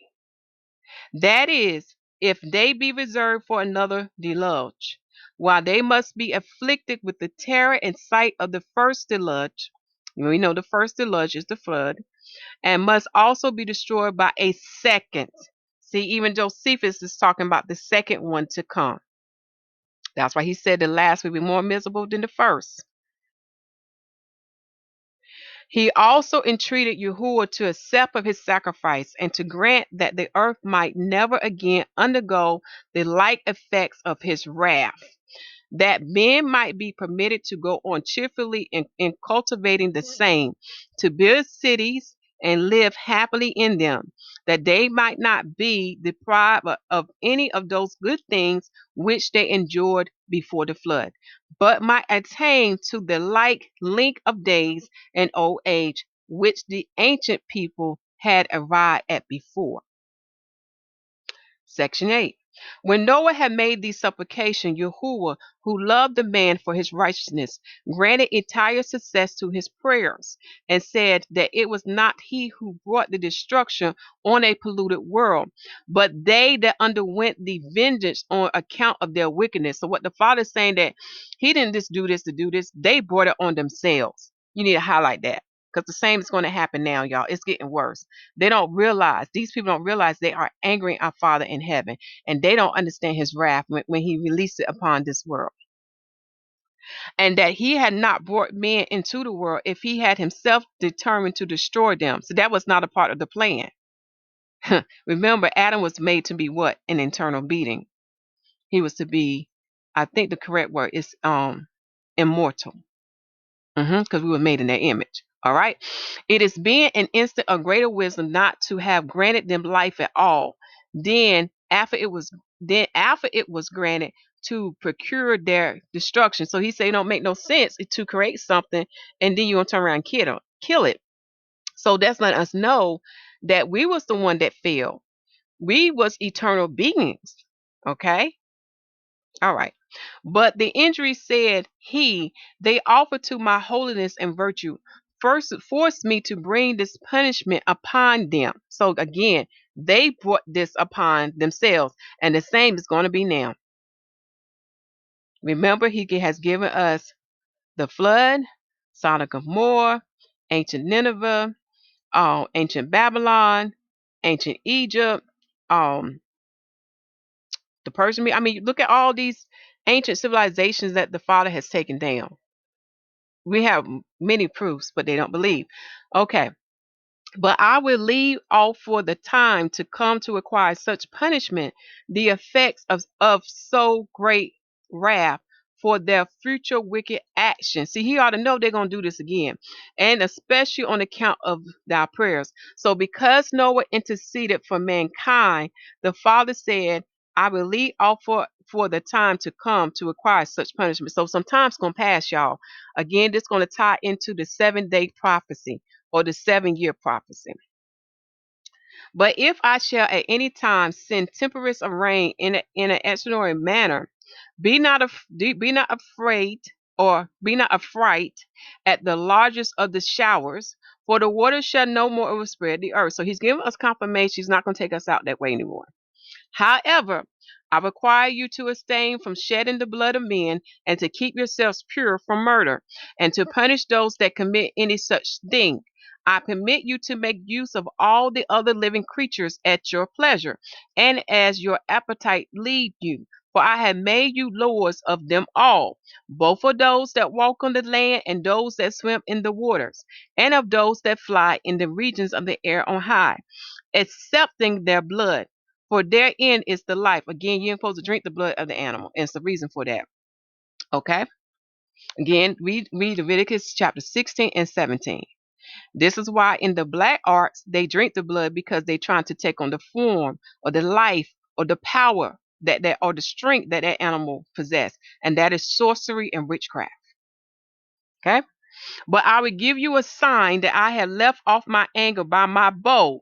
Y'all, the rainbow is a complete circle. That's why it's called bow, because it's bended. It's a bended light. And we know light has what? Melon. And that's why you see the different colors in the rainbow. Whereby is meant the rainbow, for they determined that the rainbow was the bow of God, the bow of Yah.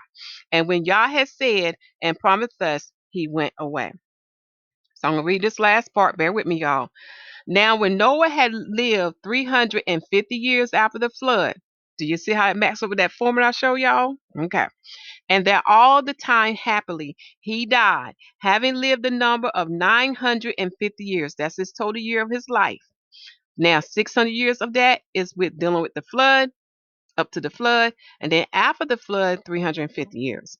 But let no one, upon comparing the lives of the ancients with our lives and with the few years which we now live, what he's talking about, man can now only live up to 120. Okay? Think that we think that what we have said of them is false, or make the shortness of our lives at present an argument, that neither did they attain to so long a duration of life. See that we have I remember in college we talked about that. And the lady said the only thing she know, according to scientific research, man can live up on to 120 years. But do y'all see how these sacred books had already answered the question? The Father said there was a time when our forefathers lived hundreds upon hundreds of years, but he changed that. Like I said, you ain't got to go to no college to get this profound information. It's through his prophets. But let us keep reading. For those ancients were beloved of God and lately made by God himself. And because their food then fitter for the prolongation of life might well live so great a number of years. See, I'm telling y'all, the food back then is way different from the food now. The true breed, the ancient wheat that cannot be a hybrid or crossbreed with another species, y'all, that thing was so tough. It had the proteins, the minerals, the vitamins, and there are two species of the ancient wheat that still existed today. But let us keep going. And besides, Yahuwah afforded them a longer time of life on account of their virtue. Because of their righteousness, what he gave them long life, and the good use they made of it in astronomical and geometrical discovery. Do y'all see that? The study of the heavens, which is the study of the stars, and dealing with math, geometry, all come from the Father, which would not have afforded the time of foretelling the periods of the stars unless they had lived 600 years. Do y'all hear that? Because of our forefathers lived so long, they was able to tap into those things, so we would have that knowledge and information which was passed on from forefather to forefather to forefather, or to prophet to prophet to prophet, for the great year is completed in that interval. Now y'all want to highlight that, especially for those who study the calendar. Want to highlight that. We're going to highlight that, okay? Something to keep in your notes and put to the side and see where this fall in. He's telling us something deep here. In time, Yahuwah will give it to us. Now, I have for witnesses to what I have said, all those that have written antiquities, that means history books, both among the Greeks and barbarians. Let me read this again. Now I have for witnesses to what I have said. So these are the books that he has written among the Greeks and the barbarians. Okay, doing that word barbarians used because it is for those who do not speak Greek. To speak Greek was looked upon as being something of a high status, that you was intellectual. Okay, so but Josephus written these books, okay, which is known as one is known as antiquities, to go for as a witness unto them that is given among the Greeks and the barbarian, and also for even for Manetho, who wrote the Egyptian history, and Berossos, who collected the Chaldean monuments, and Mochus, and Hestiaeus, and besides these, Hieronymus the Egyptian, and those who composed the Phoenician history agree to what I had said, to agree to what I here say. Do you see? Even the Gentiles agree to what Josephus said. It said Hission also, and Hecataeus, and Hellenicus, and Acusilaus, and besides thee, Ephorus and Nicolaus relate that the ancients lived 1,000 years. But as to these matters, let everyone look up them as he thinks fit. All right, I know this video will be long. I know this video was long. I'm sorry, but we had to go deep. Now you see why the Father wants us to remember these events of the flood, because it does pertain to his calendar and to his biblical prophecy, and to the second greatest judgment that is to come upon the earth, which is the fire. Now we understand why we have spring, summer, fall, and winter, for these season falls in these months, which is the first month, the fourth month, the seventh month, and the 10th month. Perfect, ain't it right? And the moon give the dates of these flood events. So now that we have the correct conversion, we have to convert the Adamic year to the Mosaic year to now plug in to his calendar. Now you see why I have to make correction in the calendar that I have been sharing with you. For the third month, it's actually the ninth month, but we've been programmed to think it was Savan, and it's not Savan, y'all. It's actually going to be in the fourth month, because the Father told Moshe that in this mountain, which was Mount Sinai, was the mountain where the Israelite was to keep on Shavuot and Peshat, and the book of Numbers will reveal unto you, they left that place in the second month. I think it was on the 20th day in the book of Numbers. So we already know what happened. The book of Exodus chapter, I want you to start reading Exodus 19 through 34, I believe. When you read all those chapters, it will reveal unto you they did keep Shavuot, but unfortunately they committed idolatry. Um, and they have foreknowledge of these holy feast days. And what the Father revealed to me, this which is another mystery, they missed the they missed the boat. Because with Passover, he was getting them to become the flat bread. So when they got to the wilderness of Sinai, okay, and when you write out the events when Moses was on the mountain for 40 days and 40 nights, you will begin to learn that he didn't come off the mountain until in the fourth month. Okay. So in the fourth month, when he was coming off the mountain, they was keeping the feast of Yahuwah, which is Shavuot. But unfortunately, they was mixing it with idolatry.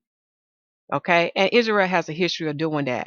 This is why our Father cursed them and took away his holy days and holy feast days, because they wanted to serve him and another God, and that was a no-no. Okay, so this is why you see me right on this counter that it was the ninth month that the rainbow covenant was established with Adam's seed, who is Noah and his sons, and those seeds that are in their loins. Okay, and that was in Jubilees chapter 6, verse 19. So it don't fall in the month of Savan. This fall in Keslu. Caslu. So that's why you see me make that correction. All right. So as you see here, when you look at this calendar, it's 3 months set before you. We have Aviv. Let me see, can I slide this over some? We have here Aviv, Ziph, and Savan. So one of the highlights of the event of the flood you can see is in Aviv, and I had listed an event there for you. Noah 600 years, the abyss open, the water descend, Jubilees 529 and 626. You know what I'm saying? So on your calendars, you need to update it correctly.